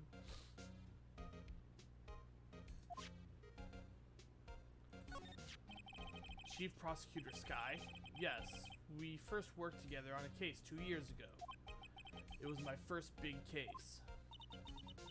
That's right, I remember. 2 years ago. I wasn't even a lawyer yet. Since then, I've always felt that she was looking out for me. It appears I was mistaken. Mistaken? Why? I mean, I know she's not the warmest person, but I'm sure she felt responsibility for you. Then, why? Why did she stab someone in the trunk of my car? Not only that, she stabbed him with my knife. What? What? Mr. Edgeworth, your knife was the murder weapon? To be specific, it was the knife I keep in the toolbox in the trunk of my car. Okay. Edgeworth? What? Are you sure you didn't do it? Come on, can't he take a joke? You have the strangest sense of humor, Mr. Wright. I thought it was funny, personally. I've been wondering, what the heck is this? It has a big K on it. Mumbles of prosecutors. Huh? What's that? It's the King of Prosecutors trophy. King of Prosecutors? It's a great honor. They send that shield to the best prosecutor each year. What? So? So that K, that's... K stands for King? Yeah, you got a problem with that. I didn't design the thing. King of Prosecutors. Kind of like Employee of the Month, only better. Okay. Wow, this jacket is even lacier than his usual ones. This must be his lucky trial jacket. Lucky jacket, right? I've never seen him wear it. I'm sure there's a story behind why it's in a frame. Maybe I'll be naughty and take a picture. She's getting way too excited about this. Hey, a chessboard. I'm not too up on my chess, but it looks like blue's in a bit of a tight spot. The red knights have surrounded the blue pawn. Huh? Those horses are mounted knights. Their swords have really sharp edges. And check out that poor pawn. His head is kind of spiky. Kind of reminds me of you. Mr. Edgeworth must be an avid chess player. What's wrong, Mr. Wright?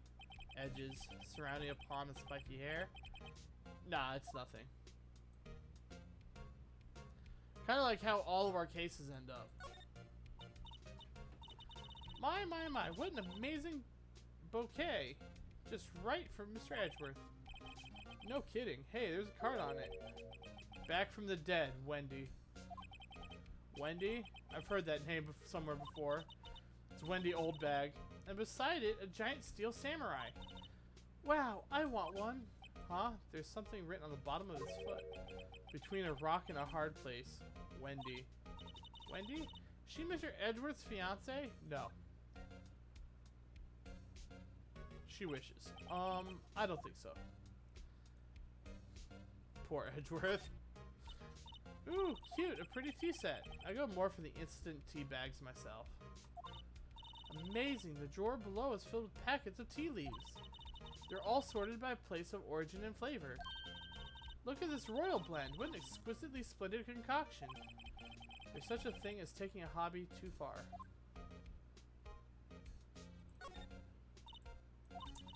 What a view. It must be nice to have an office on the 12th floor. I guess you would feel important. Incidentally, were you to jump out of this window, the time until impact with the ground would be... Got it. Approximately 3.23 seconds. That's handy to know. In case I decide to throw myself out this window. A work desk is quite tidy, as one might expect. What a nice desk. Easy to use and easy on the eyes. It's polished so well I can see my own reflection. Strange. Why did I just picture Detective Gumshoe? Maybe I'll take that name plaque as a souvenir. Don't. He'll sue you.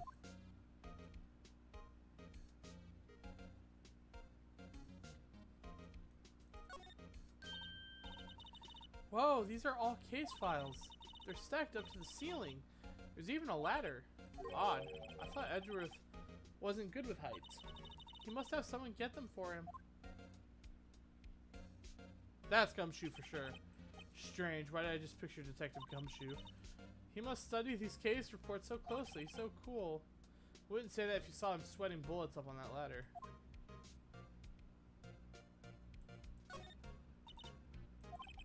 Sofas like this make me want to curl up and take a nap.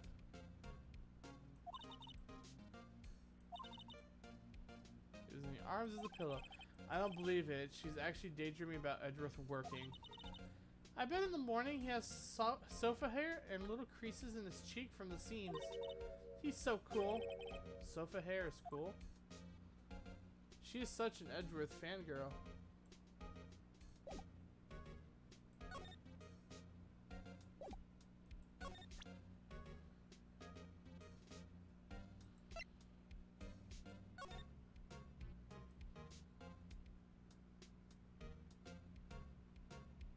Oh, it's coming at me.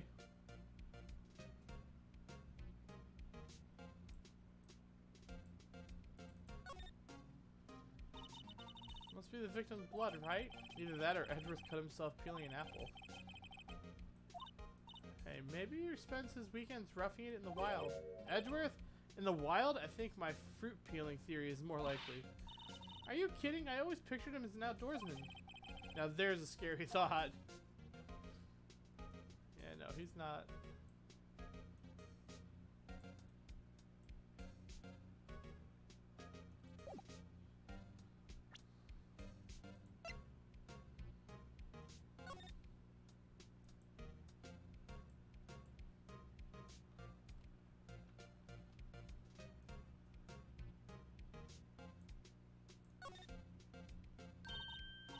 Hey, check it out. There's a metal plate here.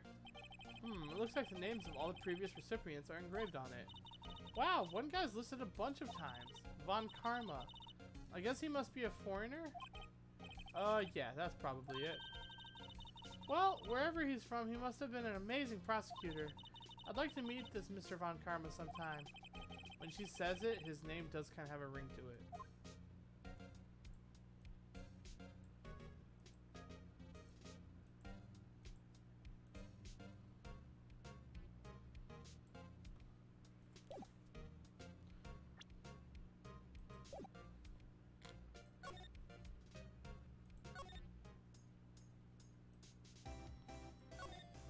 Okay.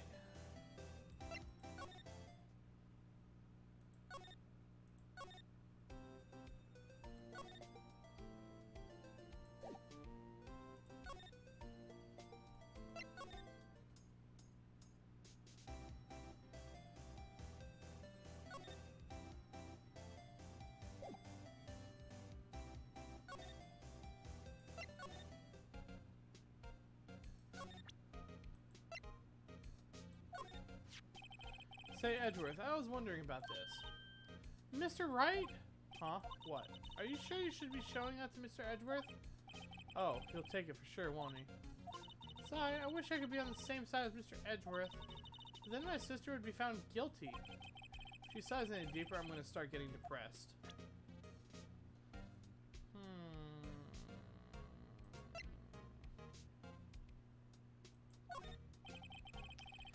Discuss evidence of the defense, especially with you. He doesn't like you very much, does he, Mr. Wright? Nah, with Edgeworth it's never personal. It's all about winning tomorrow. So basically this says you were the best of the best last year, huh? You can take that foolish grin elsewhere, right? I lost a day of work to receive that travesty. Huh? Why's that? I had to go to the police department to receive that broken shield. The police department? Yes, right next to the police station downtown. You've been there, haven't you? Where Detective Gumshoe works? Yeah. I was wondering something about your shield. Why is it broken? Why does it matter? I got more important things to worry about. Oh, right. He doesn't seem too concerned about his award, for better or for worse.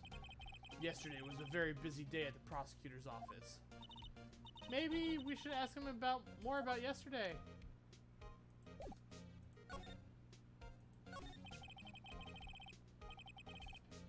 Could you tell me more about yesterday, the day of the murder? Yesterday was the annual cleaning at the prosecutor's office. Cleaning day? Working with the police department, we sort and file all evidence for solved cases.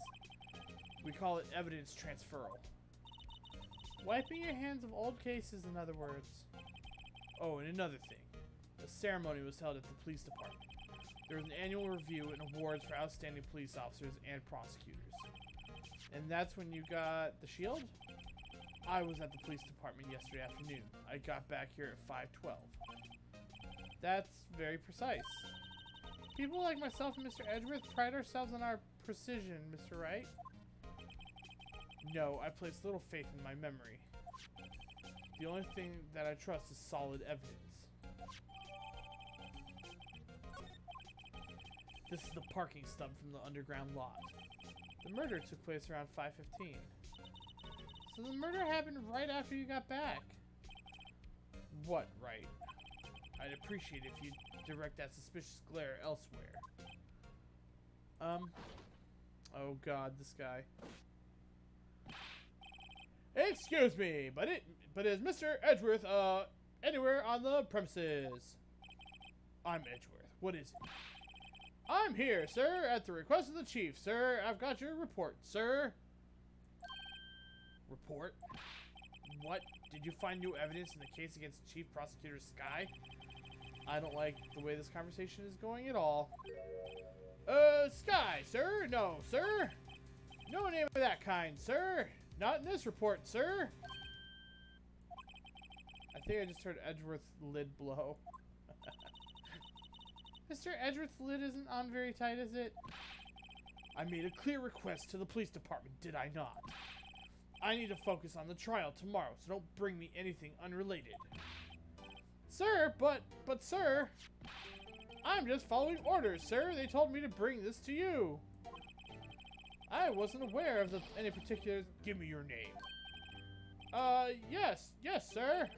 Meekins, sir. Officer Meekins. Right, Officer Meekins. Take your report and leave. And good luck with that raise next month. But, sir, I didn't know. Poor guy. Looks like he was absent on the day they gave out brains and good luck. Right. Yes, sir. God, he caught me off guard. As you can see, I'm busy. You may leave now. Let's do what he says, Mr. Wright. The victim was a detective from the same department as that patrolman just now. Go down to the police department. You can ask more there. Thanks. He seems to have finally calmed down at least. Alrighty.